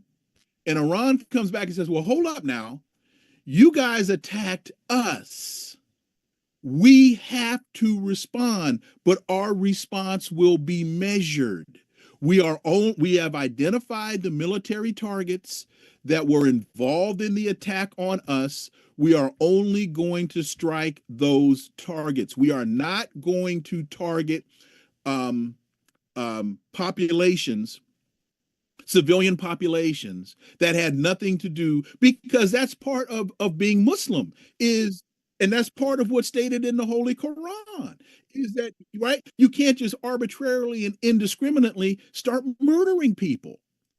So that piece of the analysis, I think, is incredibly important when you start talking about Iran's response, people need to understand and get on their knees every damn morning and give bountiful thanks and praise that Iran has been as measured as it has been. Iran is not Israel. Iran is not the United States. Iran is not trying to start a war. They are doing everything in their power to prevent one. So now, with that having been said, Kamala Harris's response, if she's charting a new way forward, as she tells us she is, her response should be, oh, this shit's got to end now. Right now. Because this is genocide. She needs to, because that's not my opinion, that's fact. That's fact. Now, we can debate the political dynamics of this all we want to, but look, the world is not flat. The sun does not revolve around the earth. And 1 + 1 always equals 2. And this is genocide. Irrefutable. So why, Kamala, I'm talking to her now because I know she watches your show all the time. Kamala, explain to me why genocide makes sense. Why genocide is just. Explain that to me. Why is genocide moral? Why is the United States involved in genocide? If you can explain that to me, I'll bring you lunch every damn day and fix your dinner every day. But so that's, we know why she's taking the position that she's taking, but this to me is not any kind of serious political dynamic or dilemma. This is a flat out moral issue. If you back genocide, I don't care who the people are. If you back genocide, I got a problem with you. And when you look at Michigan, what are the Muslims and the Arabs in Michigan and Minnesota and Wisconsin saying? You are killing my family members. Homegirl, I can't back that play. I don't care how fun. Did you, wait, to back you up real quick, do you remember over the weekend, Muslim groups, imams, groups representing Yemen or Yemeni Jews, Yemeni Muslims that's in the area, the mayor of Dearborn, Michigan, got on stage with Donald Trump to boost Trump, saying Donald Trump is a man of peace. We've spoken to Donald Trump. And again, it's not that Trump is a man of peace. Their issue is we are not going to reward you for getting our mothers, brothers, sisters, uncles, cousin killed. My producer, Laith. Laith is Lebanese Palestinian in his descent. And, working with him made it crystal clear the perspective of Muslims in that area and how complicated some of the thoughts were in regards. But what they were very clear on is you're not going to get a reward for genocide. Full stop. Like, you're not going to do this and then we're going to give you a vote with this notion. In reality, I agree with you. There should be a red bar, a limit to where people would go with political parties. And that limit is there just for various reasons, right? Part of that limit is you're not going to have me giving you a reward for doing this, whereas people believe into the future that they can get elected. I want it to be clear, set in stone, that if you back a genocide, you will lose. That needs to be etched in stone for any other person who's coming behind this particular administration that believes that they can get elected while doing this. 1,000% agree with you. That doesn't mean vote for Trump. And I guess maybe from their point of view, they need to be emphatic about making that case, and you're emphatic about and punishing the party doing that. By the way, Ethiopians did the same thing. When we had Bob Schlehuber in Ethiopia during the Ethiopian War, where TPLF attacked Ethiopia, the U.S. government and the U.S. media comes out, well, the Ethiopian government shouldn't prosecute the war, and full well ignored the fact that this group that had been in dictatorship for the last 30 years didn't necessarily want to give up power and attack the Abiy Ahmed's government. The way they reported here, the position of the government of the United States was pissing Ethiopians off. And what, 100,000 of them in Virginia, the Republican won by 70,000 votes. And part of that was because though that 100,000 Eritreans and Ethiopians switched their vote to the other party in order to punish the Democratic Party for doing that. Honestly, I wish blacks behave in a similar way in regards to electoral politics, in regards to their limits to things that we would accept and not accept. And the fear campaign is not going to be enough to do it. So look, you have my full agreement on this. And I guess, yeah, there's a political dynamic to it. I'm curious from your point of view. You've analyzed this stuff for years. Do you think what's taking place is the tail wagging the dog or the dog wagging the tail? Is this Israel really enacting U.S. policy, being this kind of settler colonial state in the Middle East, trying to get their greater Israel, something that Blinken, Zionist, Joe Biden, Zionist, Hodgkin, who was an IDF soldier, who Joe Biden put into the position that's supposed to represent the United States in the interest as an envoy going to Israel, Lebanon, and so forth. Is this the tail wagging the dog or the dog wagging the tail? It's a dog. It's a dog. So, and I have a dog, and I love dogs. It's a dog. Why not? Oh. Repeat that. Wait a minute. One second. I'm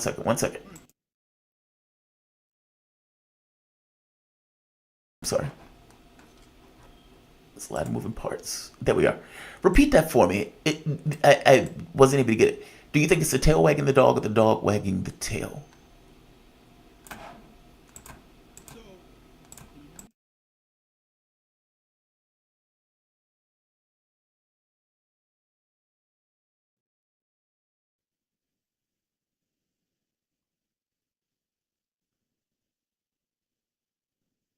You want to ask the question again? Okay. Oh, the answer? Yeah. It's not the dog wagging the tail, and it's not the tail wagging the dog. It's a dog. So I mean, I understand the point of your question, but it's they're the yin and the yang. They're symbiotic. It's a dog.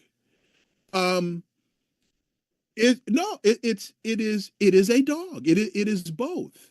And I want to just quickly get back to the question about the imam coming on stage with Donald Trump. I equate that to folks who say, well, let me play devil's advocate.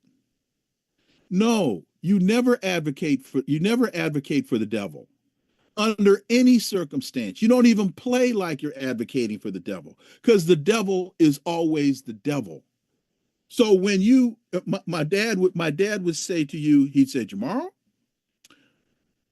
one thing about wrong, it's always wrong. So I wrote a piece a while ago called The Dangers of Binary Thinking for the African American Community. We have been lulled into this misconception of either or. And I keep mentioning her name, not because I'm advocating her campaign. I'm mentioning her name because she's an option. That imam should be directing his congregation to Jill Stein, to Dr. West. Now, there are those who will say, well, Jill Stein could never win. It's a wasted vote. Well, they said that about Barack Obama in 2016. They said, I think it was 16. They said that about Barack Obama. And again, up till election night, up until the last vote was counted, Republicans were running around thinking Mitt Romney was going to win by 7 points. It doesn't happen until you make it happen. So I have a real problem with those who will say to me, Wilmer, you keep saying Jill Stein is a viable option, blah, blah. Well, Obama wasn't a viable option until nobody thought Barack Obama in the primary would beat Hillary Clinton. So it doesn't happen in politics until you make it happen. But for somebody to tell me that they see that because they're so disgusted with Kamala Harris because she's advocating murdering their families, and because she was in the room with Joe Biden when the decisions were being made to murder their families, that somehow Donald Trump, the guy who pushed the button on General Soleimani when he was on a peace mission that would have benefited the United States, you want to somehow tell me that he's a peace president? The history does not support that argument. The world is not flat. So, does that answer your question? Okay. It does. It totally answers my question. Like you said, it's a dog, and I agree with you. Like, it's a tough. Like, I remember when Lath was saying that they were pushing for Trump, and in the latest polling, I think Trump had like 45 to Harris's 42. It was something to that effect. Wait a minute, something to that effect. And so, I, I would prefer Jill Stein to be the choice that they went with, but they went with this notion that we're going to punish them and we're going to punish them severely. Hence, Trump. I'm curious on something else. This new phenomena. Let's see. What time do we have? That's not the signal of punishment. Jill, if you want to register a protest vote, Donald Trump is not the vote. The third party candidate is the vote. Because with that vote comes, you accomplish two things. One, you hurt the candidate you were trying to hurt.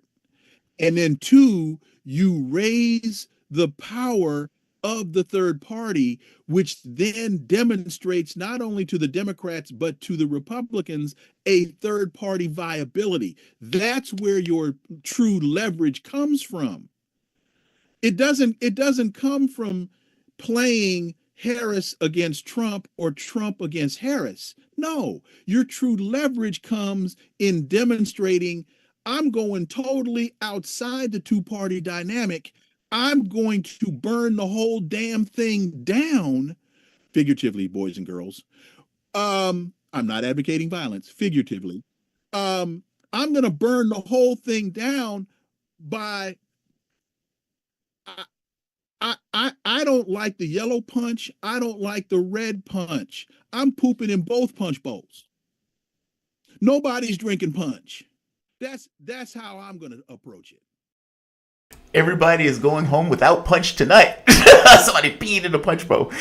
Dr. Wilmer Leon peeing in punch bowls. He is a political scientist, nationally syndicated columnist, and host, well, former host of the show that the government unceremoniously got rid of. Man, thank you for this. I really appreciate you. You have a good one. All right, guys, I'm going to take a quick break. You guys are listening to the Jamal Thomas Morning Show. Back in a moment. Yeah, I really appreciate this, man. Thank you. All right, have a good one.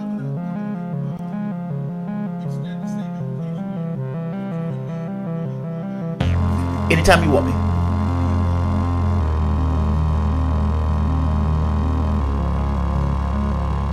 Okay, hit me just immediately after the show. I ended at 10. Have a good one. Be safe.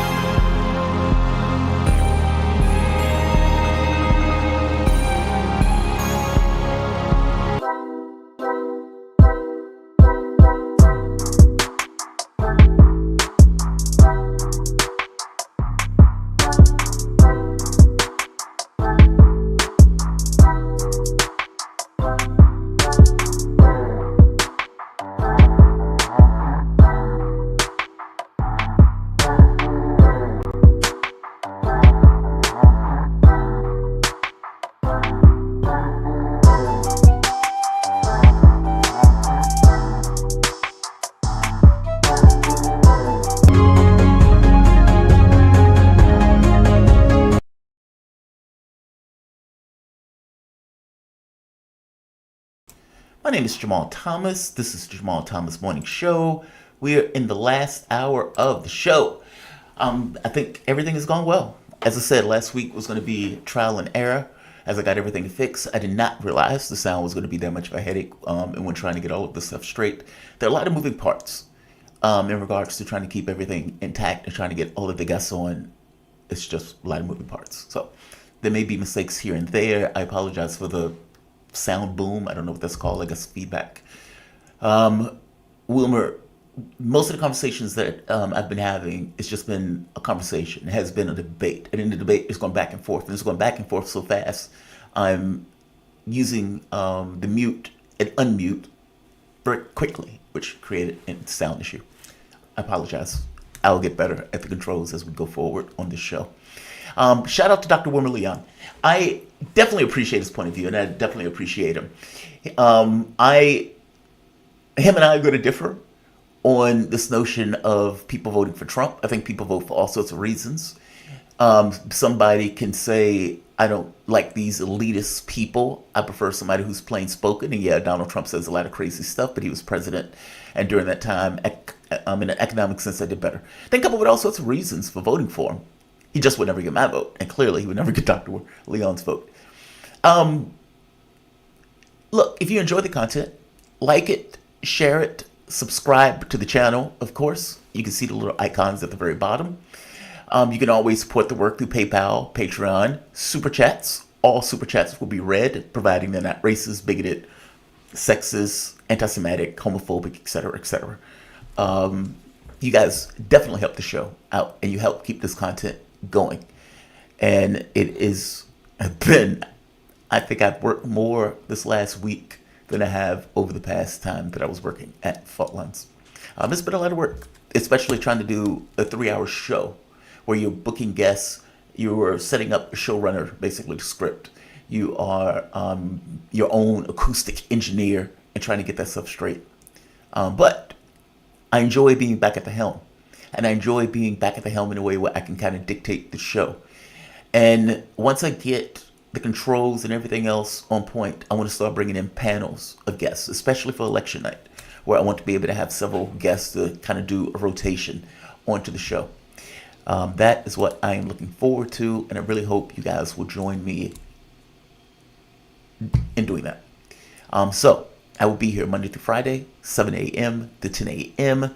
Tell your mama, tell your friends, tell your preacher, tell anybody that may enjoy this particular content and this particular point of view. Hell, you can tell people who may not enjoy this content and this particular point of view. At one point, I even want to get into calls, going back to the Fault Lines thing of allowing people to call into the show. I want to be able to even do that. Again, that is going to have to be when all the mechanics are nailed down.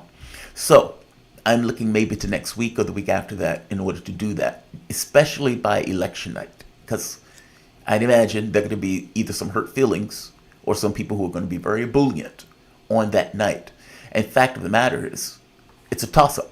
It can go either way. Harris could still win this race. One of the quotes that people gave, I believe it was Axios, they said, she is who she is. Hopefully, that's enough. That is fascinating. As I pointed out yesterday, that's very similar in energy to when Donald Trump was not doing well. He was at his lowest point in the campaign. And I believe this might have even been after the debate.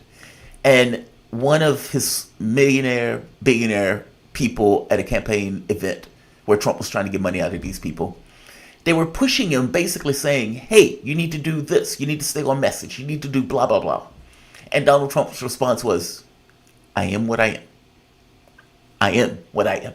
I've been this way for 80 years. I'm not changing. And this is going to have to be enough to win it. It is fascinating. Donald Trump has done nothing recently. It hasn't been anything major or big that has come out in the race. And yet, as I pointed out before, when you're looking at the tally, you can see a noticeable shift. This is Harris getting in, going up, high watermark, September 18th, 2024. And from there, it's a fall. Not precipitous, but when you get here, October 22nd, you can see a fall off. And Donald Trump takes it 0.1. Now, Wilmer is right. I don't know what the number on any individual poll is. I have no idea what that is. What I do know, however, is a trend. And what I tend to look for are trend lines. What direction is something going in? Even if I don't necessarily know the specific number, if I know where they're going and what direction they're in, it gives me some context to what the race is doing. Also, you can look at the campaigns. Kamala Harris' campaign and Democrats seem to be somewhat demoralized. I mean, yeah, running around the country with Dick Cheney and Liz Cheney and calling them statesmen, that's humiliating. So there's that. But I would imagine their own internal polling is telling them something about the context and the contours of the race. Meaning, they may not be using this stuff that we're seeing and looking at from all of these different organizations that are putting out polling. And Wilmer's right. Some polling is just trash. They set it in a way to come up with a predefined result. What I'm more interested in, and oftentimes I've overlooked those polls when I'm looking at the data and looking at what poll is saying what, especially when you get into battleground states. And it seems to be cutting against Harris, even in the battleground states, which is going to be the thing that ends up deciding this election. So, I appreciate Wilmer's point of view. Man is a doctor, after all. And I appreciate his analysis, even when I disagree with some of it. So, there's that. The thing I was pointing out before was this notion of billionaires getting into the race. And I'm not going to have enough time to go into that. What I will go into are some of the main stories that are on the marquee. Trump goes on Joe Rogan. And I believe they had like a 3-hour interview conversation where he sat there and they talked about some of everything under the sun, including even UFOs. Look, I think Harris, who was also invited, did herself a disservice by not going. I strongly think that. Part of the issue with Harris is I don't want to say robotic. It's not that. She comes across as inauthentic, even when she's trying to be authentic. And that's kind of somewhat of an oxymoron, because trying to be authentic means by definition that you are not authentic. You're trying to be something that is authentic. And it doesn't necessarily always translate well. Also, she's not necessarily the greatest in off-the-cuff conversation. Meaning, when somebody asks you something and you explain it to them and you give them an answer, people are judging whether or not they think you're being honest and earnest with the answer that you're giving them. And in many cases, her stuff is so scripted that it drains the humanity out of it and authenticity out of the response. Whereas Donald Trump may give you something ridiculous response. You know, it's him. I'm saying this is a deficit for Harris in this regard. She is so practiced and she is so on it. The attacks on her intelligence, I think, are off base. I don't think she's a stupid woman at all. I don't think you can get to that position in regards to being a lawyer, Congress, and all this stuff, and not necessarily be competent in the sense of, let's say, knowledgeable. We say it that way. And in the context of either law or whatever you've been trained in. She is good and practiced at that. You can see it at the debates. You can see it when she's in scripted moments, where those scripted moments work, and she has a pre-planned answer. But again, therein lies the rub. When the answer is too pre-planned, it comes across as if it is inauthentic. Like, people want to know what's real. What do you want? What are you trying to accomplish? What are you trying to do? Don't tell me that you grew up in a middle-class home. Nobody cares. I mean, people may care the first time you say it. They're not going to care when you bring it up in every answer. Stop telling me that Donald Trump is incompetent. People know that. 60% of the people that voted for Donald Trump on the day he got elected in 2016. Yeah, 2016. Is that right? It's 2016. Yeah, 2016. Thought he was incapable of doing the job. Meaning, the majority of the people, even when he got elected, thought he was incompetent. And they still voted for him. So using this as a political weapon to somebody that has a defined personality, this may work against a new candidate. It might. Donald Trump has been president. Donald Trump has been in the political space leading the Republican Party for the last, 15 years, give or take. He's a defined quantity. You're not going to put out a campaign ad that is going to define him as something differently that he has already defined himself. What people want to know, and I think Wilmer is completely right on this, what is your thematic vision? What is the thing that you want to accomplish? And telling people that you cannot distinguish yourself from Joe Biden, it's not a benefit. That's to your detriment. We'll see. I mean, even still, Kamala Harris could win this race because, like I said, it is somewhat of a toss-up. Battleground states, as always, are going to decide it. And there may be very narrow margins that decides this election. We will see. We're going to be back in a moment with the one and only Mark Frost. Stay tuned. Back shortly. You guys are listening to the Jamal Thomas Morning Show. Like, share it, subscribe it. Like I said, take your mama, take your friends. You can support the content through PayPal, Patreon, or Super Chats. All Super Chats will be read at the end of the show. Back shortly.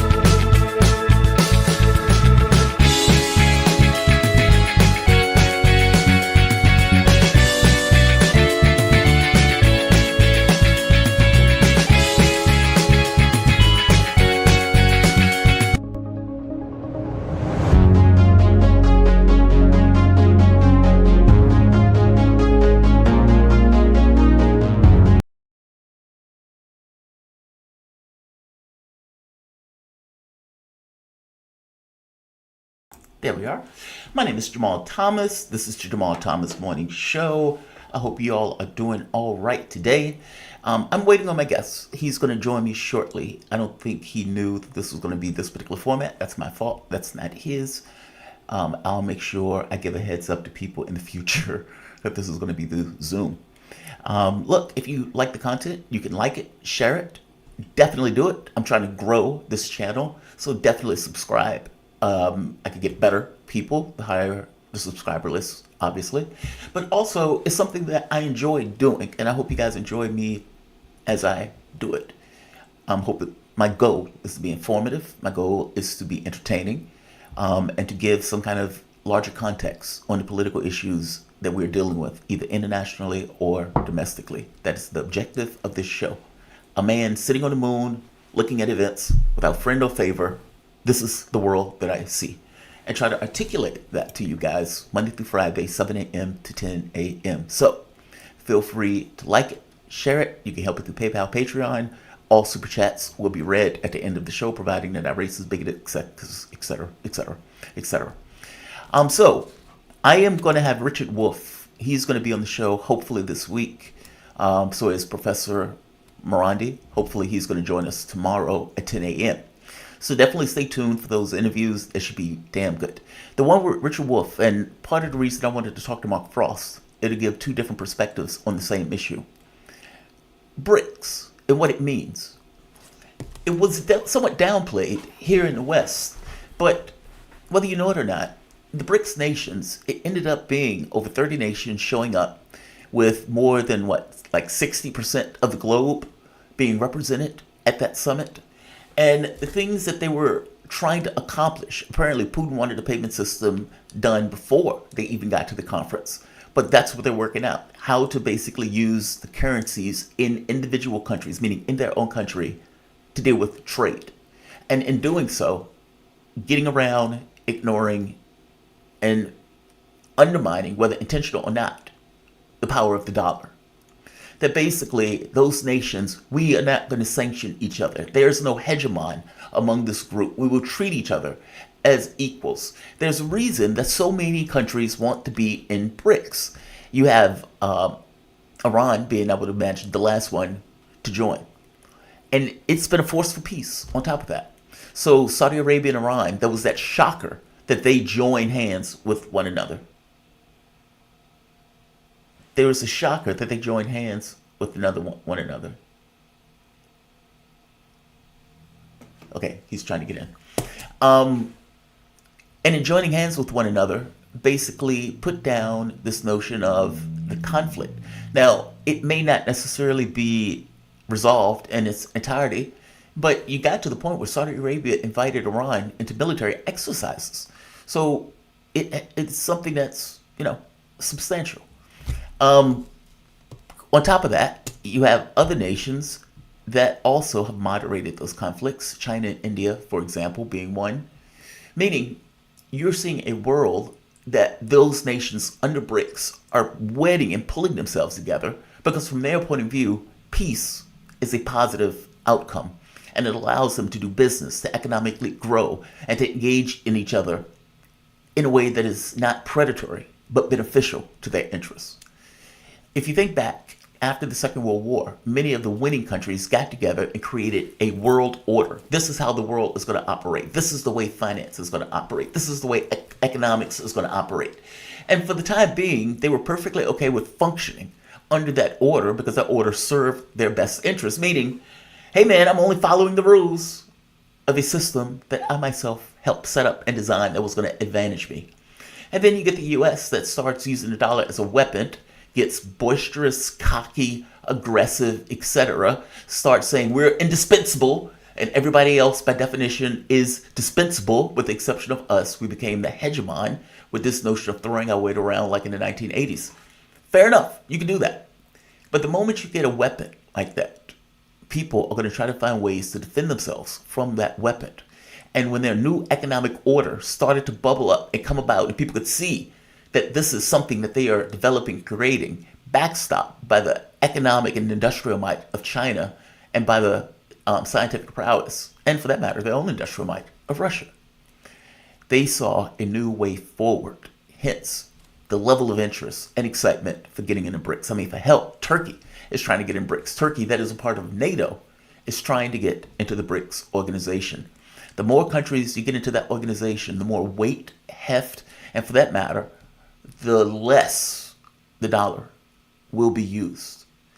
Hence, the reason why State Department spokesperson Patel comes out and claims that de-dollarization is, how did he say it? De-dollarization is, I need to find his exact quote, but, is against democracy. It's anti-democratic. Okay, sure. Trying to make the world more democratic is somehow anti-democratic. No, his issue is this will undoubtedly undermine the position of the US dollar that has gone from 70% down to 50%. And if they are allowed, meaning if they can manage the contradictions associated with their own currencies, with their own politics, etc., it will go down further by definition of the way that they're engaging with each other in trade amongst themselves. It's fascinating. Look, I'm going to take a quick break, and I'm going to try to help my guests get into the show. I'll be back in a moment.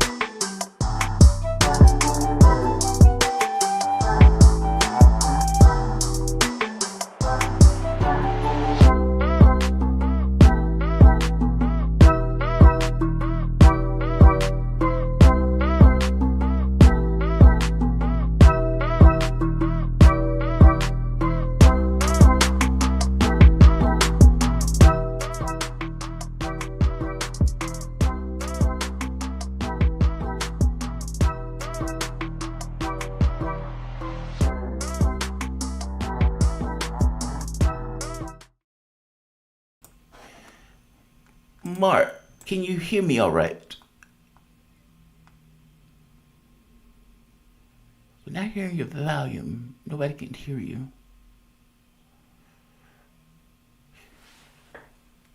Okay, Mark, check the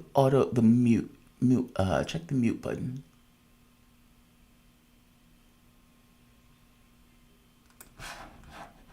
Okay, let me do this and this.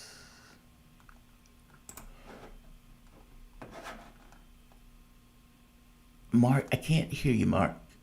There's a X near the phone thing. That might mean that the volume is off.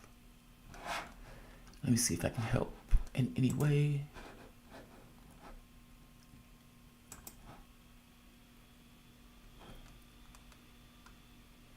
Yeah, it says you're mute. Your mute button is on.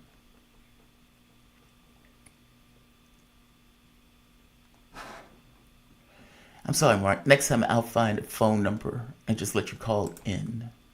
I should have given you a heads up. That's on me.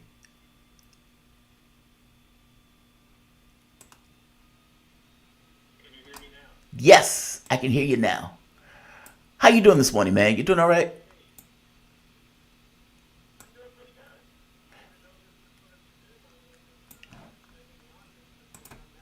All right. Well, wait a minute. Let me introduce you, Mark, so the audience will know who we're talking to. I am joined with the one and only Mark Frost. Mark Frost is an economist, professor, consultant, drummer, Eagle Scout, Marine capitalist, Jupiterian. I'm a recovering libertarian. You can follow Mark on Frosty Cash on Twitter. 1 second, Mark. Okay, there we are.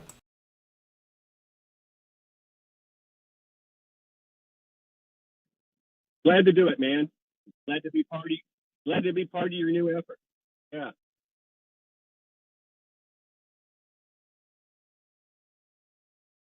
Be fair, it's not really a new effort. I've had the channel. The channel precedes the show. Like the channel, I've had the channel maybe two or three. Let me see. I started in 2016, and the channel is the thing that ended up getting me the job. And so it was like the channel was first, the radio show. In fact, I was doing both at one point. But Mark, the reason why I brought you on, I wanted to have this conversation about BRICS. And there's a fascination associated with this because of the hope and the promise associated with BRICS. All of these nations have come together. At that BRICS summit in Kazan, there were over 30 nations representing like 60% of the globe, which is an astonishing feat to pull off. And all of these countries are trying to create this interoperability in regards to the way they do trade that ignores the dollar. They want to do trade in their own currencies.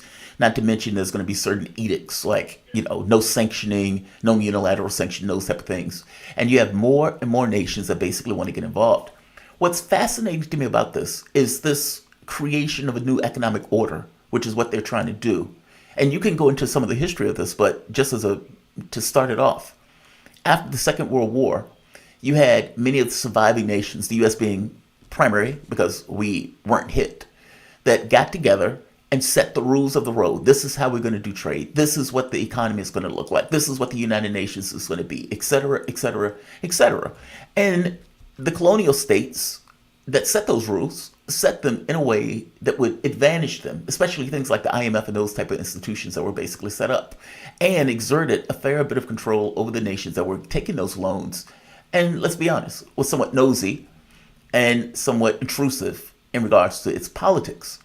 Now, you have Brazil, India, China, Russia, South Africa coming together, creating this kind of new institution where all of these nations are now trying to get involved in. So there's this kind of economic promise. One of the issues, though, is the difficulty in creating an economic system using their own currencies to do so. And what I want you to do is try to explain to us how difficult that is and why. Sure. It's very difficult, and it usually takes some kind of cataclysmic event like World War II to do it. So let's go back in time just real quick. World War II ends. If you wanted to buy a washing machine in 1946, you probably had to buy it from the United States, or you licensed technology, because a lot of Europe was in shambles. Factories had been bombed, all that kind of stuff. So you had this, and in the end of 1945, the United States was on top of the world. Let's just call it what it is. There was not even a presumptive other power that had anything. So we were the economic power, we were the military power, we had complete, total hegemony. We had already gone off the gold standard, way back in the early 1900s, as far as an actual standard goes. But literally every international contract was denominated in U.S. dollars. Now, what does that do? People forget that money, currency, whatever, is a commodity. It is a good that is held and used because it provides some kind of a utility. And so the dollar hegemony has allowed the United States print money, to engage in debt with relative impunity. Look at other countries that try to use the printing press, to solve their economic problems. And you have Zimbabwe, you have Argentina, you have situations like that. But because the demand for US dollars, the external demand for US dollars exceeds the internal demand for US dollars, about 60 to 70% of all US dollars are held outside the United States. They're held by investors, they're held by countries, they're held by international corporations. But regardless, the vast majority of the demand for the good called US dollars is external. So if you are a neocon, if you are just someone that wants to maintain that, and the doomsday scenario is the international demand for US dollars suddenly plummets. And if that happens, then what that actually means is that the Treasury Department is going to have to sell its bonds at a discount relative to what they used to sell them at. When you sell bonds at a discount, what happens to their yield? Skyrockets. When the yield on US Treasury bonds skyrockets, what does that mean from the perspective of US citizens? It means that that interest rates are going to rise. They have to rise. There's nothing to stop it. So the nightmare scenario is a perfect storm hit. We print a bunch of debt and we kind of get away with it. It's caused a lot of pain domestically and that kind of stuff, but we haven't had hyperinflation like like other countries that might try to practice this would have. And the reason we don't is because more dollars are being held outside the United States than inside the United States. And think about it, when dollars are being held and hoarded by non-Americans, that removes the money from circulation. It's the same as quantitative tightening if you really sit and do the math around it. So BRICS and just the situation I don't want to blame the Biden administration for all of it, because all presidents have kind of tinkered with this, but the Biden administration took it to excess. By freezing everybody's US assets, by saying, if you're not exactly like us, we're going to freeze your assets. We're going to freeze your dollar denominated deposits. We're going to make the dollar, instead of being a preferred medium of exchange, we're going to make the dollar more risky. Look what they tried to do to Russia. Look what they tried to do to Iran. Now, whether you agree with these... Well, to be clear, look what they did to Russia, Mark. They stole, they're quote unquote freezing $300 billion in Russian assets, and then turned around and said, we're going to use the interest on those assets to fund a war against Russia. I was looking at the Russian debt in its entirety is $300 billion. So they have seized about as much as the Russian debt in total. It's weird. It's astonishing. Yes, it is. And what they don't, we economists, like real economists, not talking heads on TV, but people that do real economic work, we are obsessed with the concept of unintended consequences.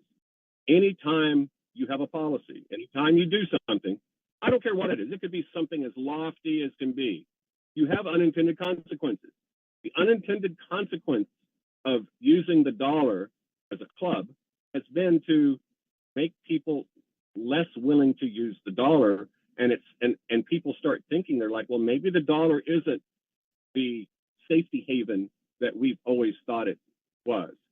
Wow, the government can just come and take our dollars.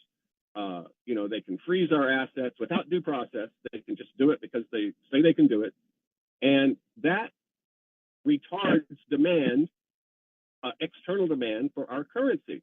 Now, if it only retards it a little bit, well, not that big of a deal. But there are these nightmare scenarios where you have conspiracy. Let's just say that the BRICS countries get together and they put teeth behind their policy and they say, effective tomorrow, we will never, ever, we're going to sell every dollar we have. We're going to sell all of our treasury bonds. And from this point on, we're going to use a new medium of exchange, unit of account, and senator value for international exchange that we're involved in. That will create a domino effect. Now, here's what nobody knows. Yeah, that will absolutely damage the United States. But who else is it going to damage, again, as an unintended consequence? And so you almost have like a monetary nuclear détente. You know how you have nuclear détente? Nobody wants to use them because other people have them. Well, there's a monetary situation like that. You know, you can bomb the dam and you can kill, you know, the people downstream from the dam. But if you're downstream from the dam too, you're also going to have floods and things like that. So it's a series of unintended consequences. And if it happens, it will be devastating to the United States. And ironically, it will be the least devastating to the less developed countries that are not so dependent on efficient capital markets. That's one of the ironies of the world right now. It would be like if there was a nuclear war and there was all these, you know, EMP pulses and it blew away all the, you know, all of the countries that are wired in and they can't do anything that outside of something using electricity. Well, the countries that are not very well developed, they're not going to notice much difference. And it's a little bit like that in the monetary sense.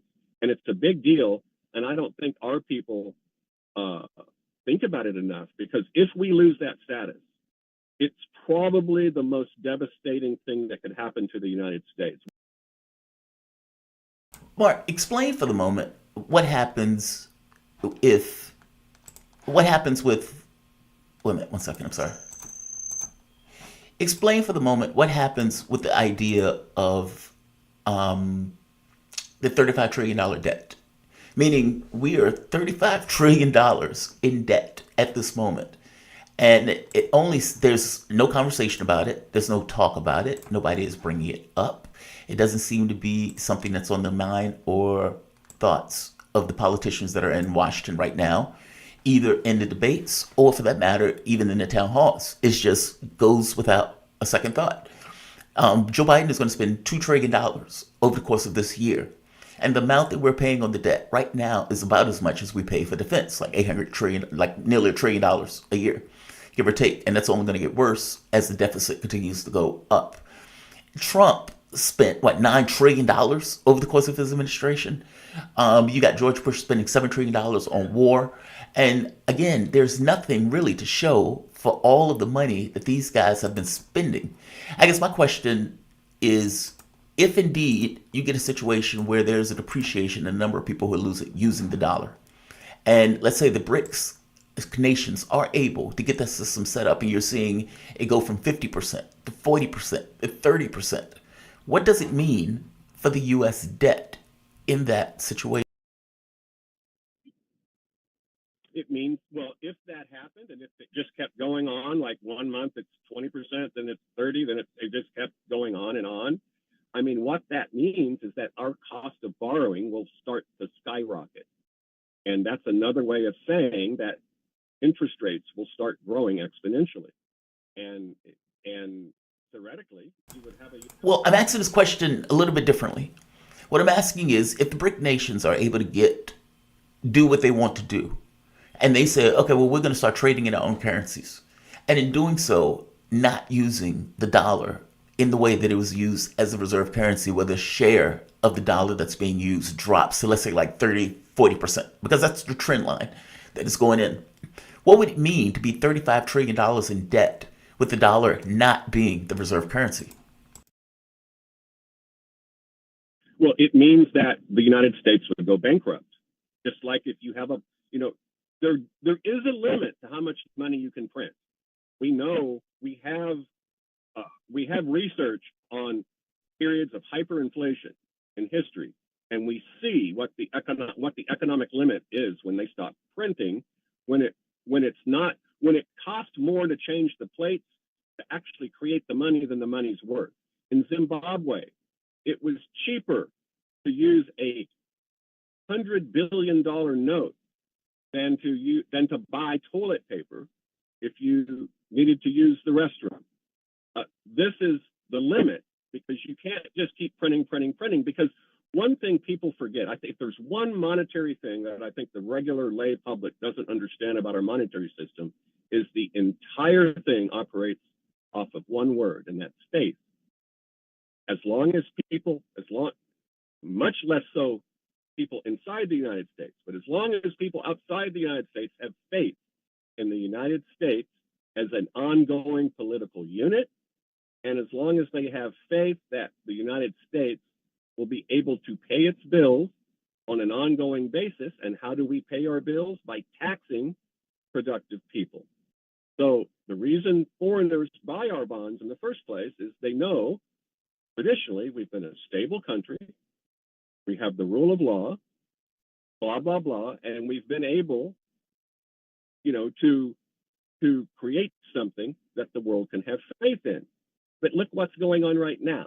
I mean, I'm not, I have a lot of non-American friends and contacts, and all of them are like, what's going on with your country? And I shake my head and I go, I wished I fully understood it, and I don't. But you cannot be the reserve currency and then start doing things that make the reserve currency risky. Either dollars are worth something or they're not.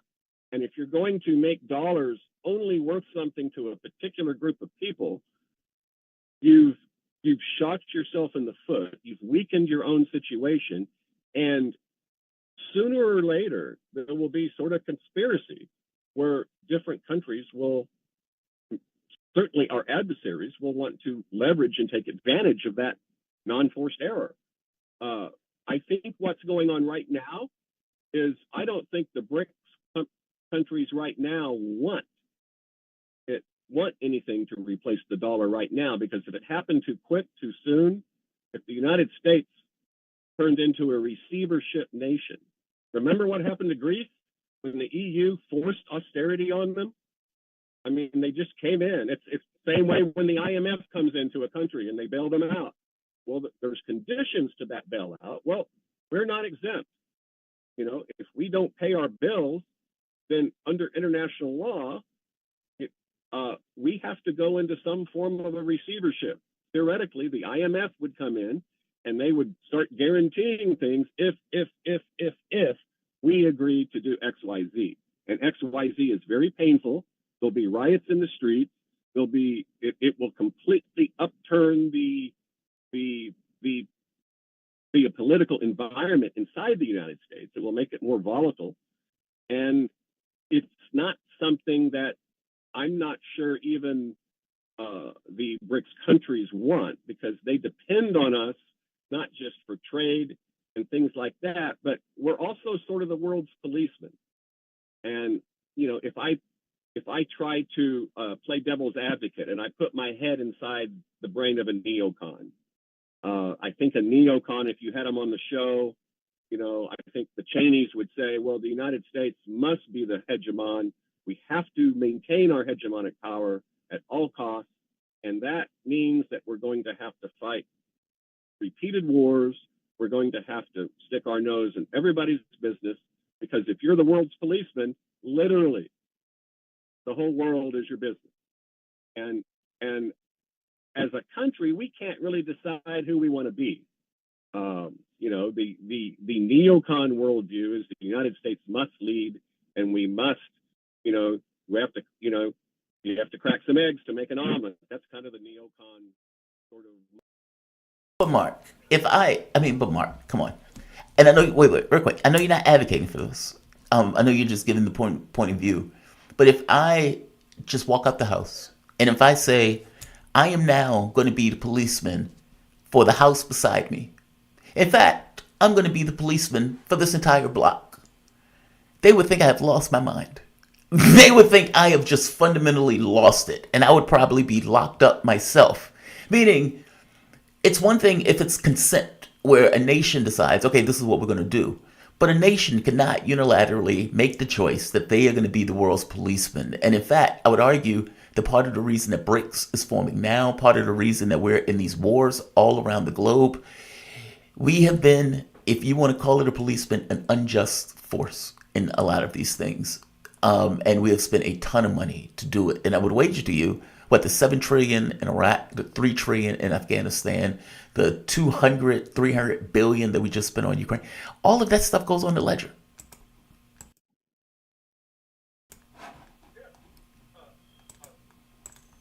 On that note, I just think understand what the opposition actually believes. And just like if you think Trump is Hitler, there's nothing you can do to Hitler that's immoral, right? So if Trump is Hitler, once you take that premise, anything you do is good. And it's the same way with the neocons. If you decided that you're going to be the policeman for your whole block, you by definition now are up in everybody's business. Everybody's going to hate you, at least secretly. And because they're like, well, look at that Jamarl, he's all in my business. What does he have? But the truth is, international law is kind of not even real. We have an anarchy of nations, as Theodore Lowe says. And so the policeman of the world is the one that has the biggest stick and is willing and able to use it. And as a country, I don't want to say this as categorically because I could be wrong, but I'm not sure in the last 100 years there's been a country more willing and able to use its big stick than us. I don't think it's Russia. I don't think it's China. I mean, I think we have involved ourselves in more of other people's business than they've involved themselves in other people's business. That's my anecdotal observation, just being an analyst and looking at the world. I think you're completely right. I mean, in fact, I think it's goes without saying. I mean, maybe the Nazis, but they weren't a world police force. They were just invading countries, and promoting genocide. I can't think of another country. I mean, even Britain, but Britain was their own police force. The U.S. has been able to use military power to shape events across the globe with this notion of full spectrum dominance, whether it was in South America with the kill squads, overthrowing the Iranian government, overthrowing the government of Ukraine. I mean, you can go down the list, and the governments we've either knocked over or tried to ingratiate ourselves into with some level of control. Even, for example, the Middle East is a really good example. The amount of money that we give those Arab states allows us to have influence in the way that they operate. So as all of these people are getting killed, those Arab states basically stand by. They may give voice, but they're not necessarily going to do anything. The kill squads in South America knocking over what Chile, Bolivia, Honduras, etc. All of this stuff was done because we didn't want these guys to be more democratic. We were working on behalf of United Fruit. I guess I'm agreeing with you. I'm piggybacking on your point. Yes, absolutely. And then we wonder and scratch our heads why lots of people in the world hate us, or at least distrust us or don't like it. And, sometimes you have to be self-aware in these things. And what happens when you start printing money is you start to destabilize your country. We're destabilizing our country right now. We just happen to be the beneficiary of Bretton Woods, which was set up right after World War II. And it put us in a position that exempted us from most of the pain that other countries would experience if they were doing what we are doing. I play in a jazz band. Every weekend we go downtown Atlanta and we play. I'm the only white guy in the band, so I hang out with a lot of people that you would, from a stereotypical perspective, assume that they're going to vote Democrat. None of them are voting Democrat. The leader of the band just comes down and says it. He was exceptionally offended. Exceptionally offended by Obama. And I forgot exactly what Obama said, but it basically said, he basically scolded them like he was their master or something. And, and that didn't go over well. Well, it backfired. To be specific, what Obama said was effectively, Kamala Harris has a similar upbringing as us, And on top of her having a similar upbringing as us, the only reason black men aren't voting for her is because they have a masculinity issue, that Donald Trump is so masculine and such an alpha male that they see that, they like that, they want to emulate that. And that is not a reason that we should vote for her. Effectively, you should vote for her because she's black and she's one of us. And that, you're not doing it for reasons of misogyny. But basically, your reasons are not real reasons. It's purely just being misogynistic. Yeah, and I think a lot of people are starting to think, wait just a minute, why do I owe them my vote? And the only reason I bring that up, because I'm not a political analyst, it matters from an economic perspective, because these are not people that are necessarily, they don't have economics degrees. These are not people that, read economic journals. They're not people that are, even economics enthusiasts. What they know is that the money they make doesn't buy as much as it used to. They see that it's harder to get a job. They see that their little small businesses that they're trying to start are harder to get going. It's harder to get capital. It's harder for all of these things. And when these things happen, it causes political realignments in the country, and and it makes the country less strong. If China and India and Russia and other major players in the world got together and said, effective immediately, none of our contracts will ever be denominated in dollars. We're going to use whatever.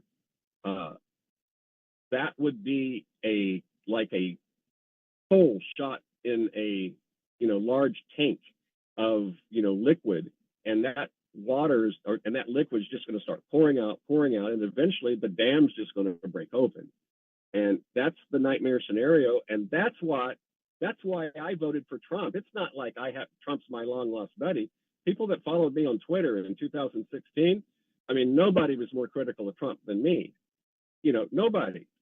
And even when he got elected, I'm like, okay, I'll give him a chance. Well, guess what? He wasn't a dictator. He didn't do all the things. He didn't weaponize the DOJ. He didn't do any of the things that even I was a little worried about. And the people that did do them were the Democrats,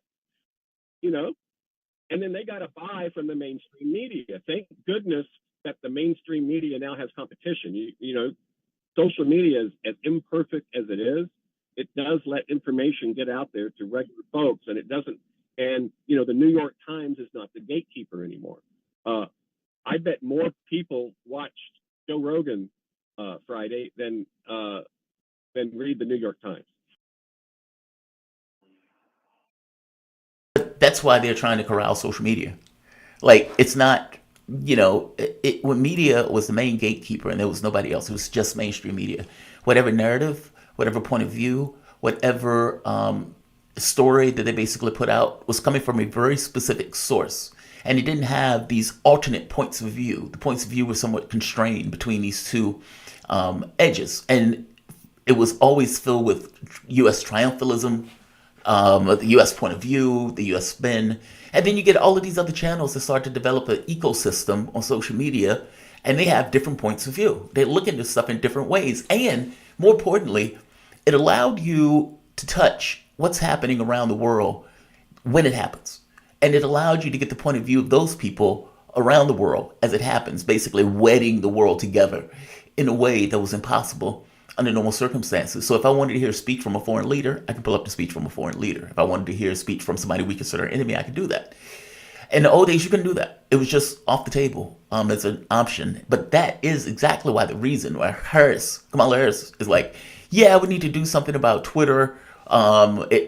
It's putting out so much quote unquote misinformation, and Hillary Clinton said people who put out disinformation needs to be locked up. Now, mind you, this is the woman that screamed that Donald Trump was working with the Russians and either paid for the dossier that was completely fake, purely a psyop across the American nation in order to get elected. She's the one screaming that those people have to be arrested. Like, they are terrifying. They are utterly and completely terrifying. But that's why it's exactly what you said, that they're no longer the gatekeepers. And so the information that comes out becomes a problem for various political campaigns that basically want to get elected and were able to skate previously. Mark, I'm about to let you go. Just one last question. Is Donald Trump is screaming that tariffs is a way of making America great again. Are tariffs a way of making America great again? And does he have any chance at all in stopping this, if indeed the objective on some level is de-dollarization? Does he have any chance in stopping it? I guess the first question is more important though. Is he going to be successful with this notion of, I'm going to use tariffs smartly, I'm going to bring back American business, I'm going to make America great again, and tariffs is a secret weapon to doing that? Yeah, tariffs are a tricky topic because let's start with the basics. If you take an introductory economics course, let's say, you'll probably be taught tariffs are bad because from a total utility perspective, it reduces trade, it reduces production, and the world is worse off. If you have tariffs, then what they argue is people are still going to buy Chinese goods. And so let's say you put a 100% tariff on it. Some people are still going to buy it. And all that does is it enriches the country whose tariff that you put on there at the expense of consumers.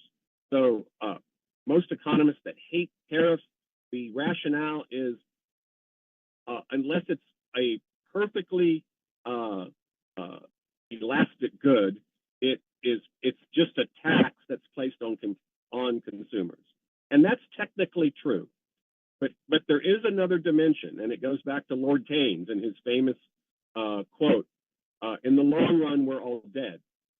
So what the neoclassical economists would argue about tariffs is true in the long run. In the long run, they are 100% correct, but the long run can be a very long time, and it doesn't do any good to have free trade if free trade destroys your core critical industries that pay great wages. There's a difference between making automobiles and making, paper mache bears. You know what I mean? The wage that you're going to get, the level of technology that's required, and that sort of a thing. So selective tariffs that can be used to enforce free trade makes sense. But free trade where you come to our country and sell anything you want, yet we're going to be protectionist with respect to your businesses wanting to sell in our country. Now, that is what I think Trump hates. Also what I hate, and tariffs should be used as reciprocation and punishment for countries that claim that they believe in free trade, yet it's a one-sided deal. And I think that's what Trump doesn't like. And if you have one-sided deals, what you literally do is you destroy your industries.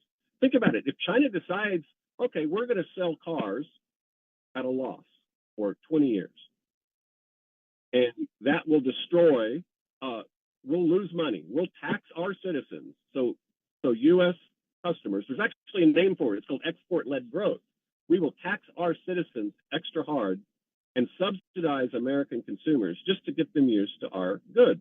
Japan used it as a strategy back in the 60s when, Datsun and Nissan and all that stuff, was, starting to become popular overseas. The South Koreans have used it. Everybody has used it, and we should not trade with people who have unfettered access to our markets, but we don't get unfettered access to their markets. Now, the reason we did it, the reason we tolerated it after Bretton Woods was the fear of communism. The fear of communism drove everything after World War II. I personally believe even the decision to drop the atomic bombs on Japan was in large part to show the Russians we would do it. We can be that bloodthirsty, fear it, be afraid, and it worked. They were afraid, but the unintended consequence was it made Russia really want to get one of those things, right? I mean, the Iraq War taught the entire world, if you want to be taken serious by the United States, if you want to get any respect from the United States, you better have a nuclear weapon. I mean, to me, that's what the Iraq War taught. You know, if Saddam Hussein had a nuclear weapon, we never would have went in there. But he didn't, and so we, being the anarchy of nations, we went in and imposed our will. And again, I was against both of those. I was against all of the funding for COVID. I was against, I would argue George Bush is one of the worst presidents we've ever had. I mean, the unintended consequence of 9/11 was things like the Patriot Act, things that harmed what it means to be an American. Passing laws like that allows the government to just come in and start violating your privacy and doing things like that was wrong. And that's the example of neocon presidents, which I guess to close, what I didn't see coming was the enthusiastic love between the Cheneys and the Harrises. Now, I did not see that coming. I do have to say that surprised me. Yeah, that's super creepy. I mean, the idea that Bush has been rehabilitated and Dick Cheney has been rehabilitated as a statesman is just astonishing to me. Yet she's been running around the country saying, with Dick Cheney and Liz Cheney. And of course, Michelle Obama gives George Bush, a war criminal, a piece of candy. And so all of a sudden he's okay. And Bush is brought back into the fold. It is weird. They're doing all of this stuff in retaliation to Trump. And they call Trump Hitler. Look, George Bush got 1 million Iraqis killed by lying us into a war. And they were trying to take that war machine to go and reshape the entire Middle East, trying to get to Iran. And so this idea that this guy is somehow a statesman, he got thousands of Americans killed in those wars, spent $7 to $10 trillion to do it if you compare Afghanistan and Iraq. I also agree with you. There is no such thing as international law. I've said that for years. No such thing as international law. Mark, we have come to the end. We're at after 10, actually. We've gone beyond the end. I always enjoy talking to you, man. Mark Frost. He is an economist, professor, drummer, Eagle Scout, Marine, capitalist, Schumpeterian, recovering libertarian, and a great friend of this show and a great friend of the previous iteration of Fault Lines. Look, guys, we've come to the end. Mark, thanks again, man. I appreciate it. All right. So I said that if there are any super chats, I'm going to read those. And I'm going to stay to my word and I'm going to read those. Let's see if there are any. Are there? Okay, I don't see any. My mom will tell me. Oh, there is one. I'm happy to see you keeping on, Jamarl. Natalie Williams. Thank you, Natalie. Much appreciated. Absolutely appreciated. Let me make sure. I wish there was a way. Oh, there's another one. Let's see. People who have failures aren't stupid, but they can fail their way to the top. That's true. You'll know when Harris wins when she wins deep red states like Tennessee. Yeah, agreed. I remember during the election with Clinton and Trump, and I remember watching Virginia. And Virginia is a blue state. And yet, Virginia was like purple that night. I remember it was like, it went late into the night. And I was like, all right, there's something going on. If Virginia is going to be this tight of a race. And I'm calling it a purple state. Virginia is a purple state. There's a Republican governor right now. So it's winnable. But for the last several elections, it's gone to Democrats. When I saw that, something's going on.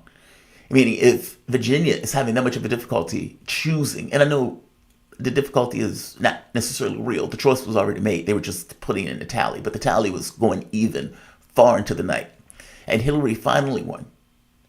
But if you remember the other states, not so much. It was a bellwether. And so, look, I agree with you. States can be bellwethers in regards to what it's going to look like at the end. Who's going to take that race? Who's going to win that race? 1,000% agreed. Let me make sure there's nothing else. All right. I think that's everything. I'm sure my mom would tell me if there's something else later on. In fact, that's not everything. There's one more. I'm missing one. I'm missing one. I'm missing one. I don't know how to find it. 1, 2. Okay. Yeah, I don't know how to find it. Give me 1 second. I'm trying to find it. All right. I'll do this.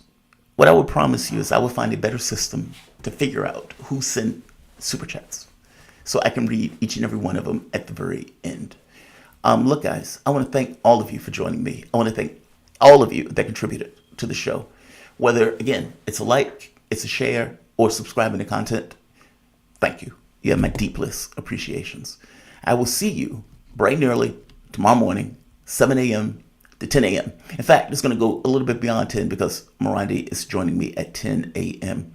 Fingers crossed this time around. I tried to give him over the weekend, but we had difficulties.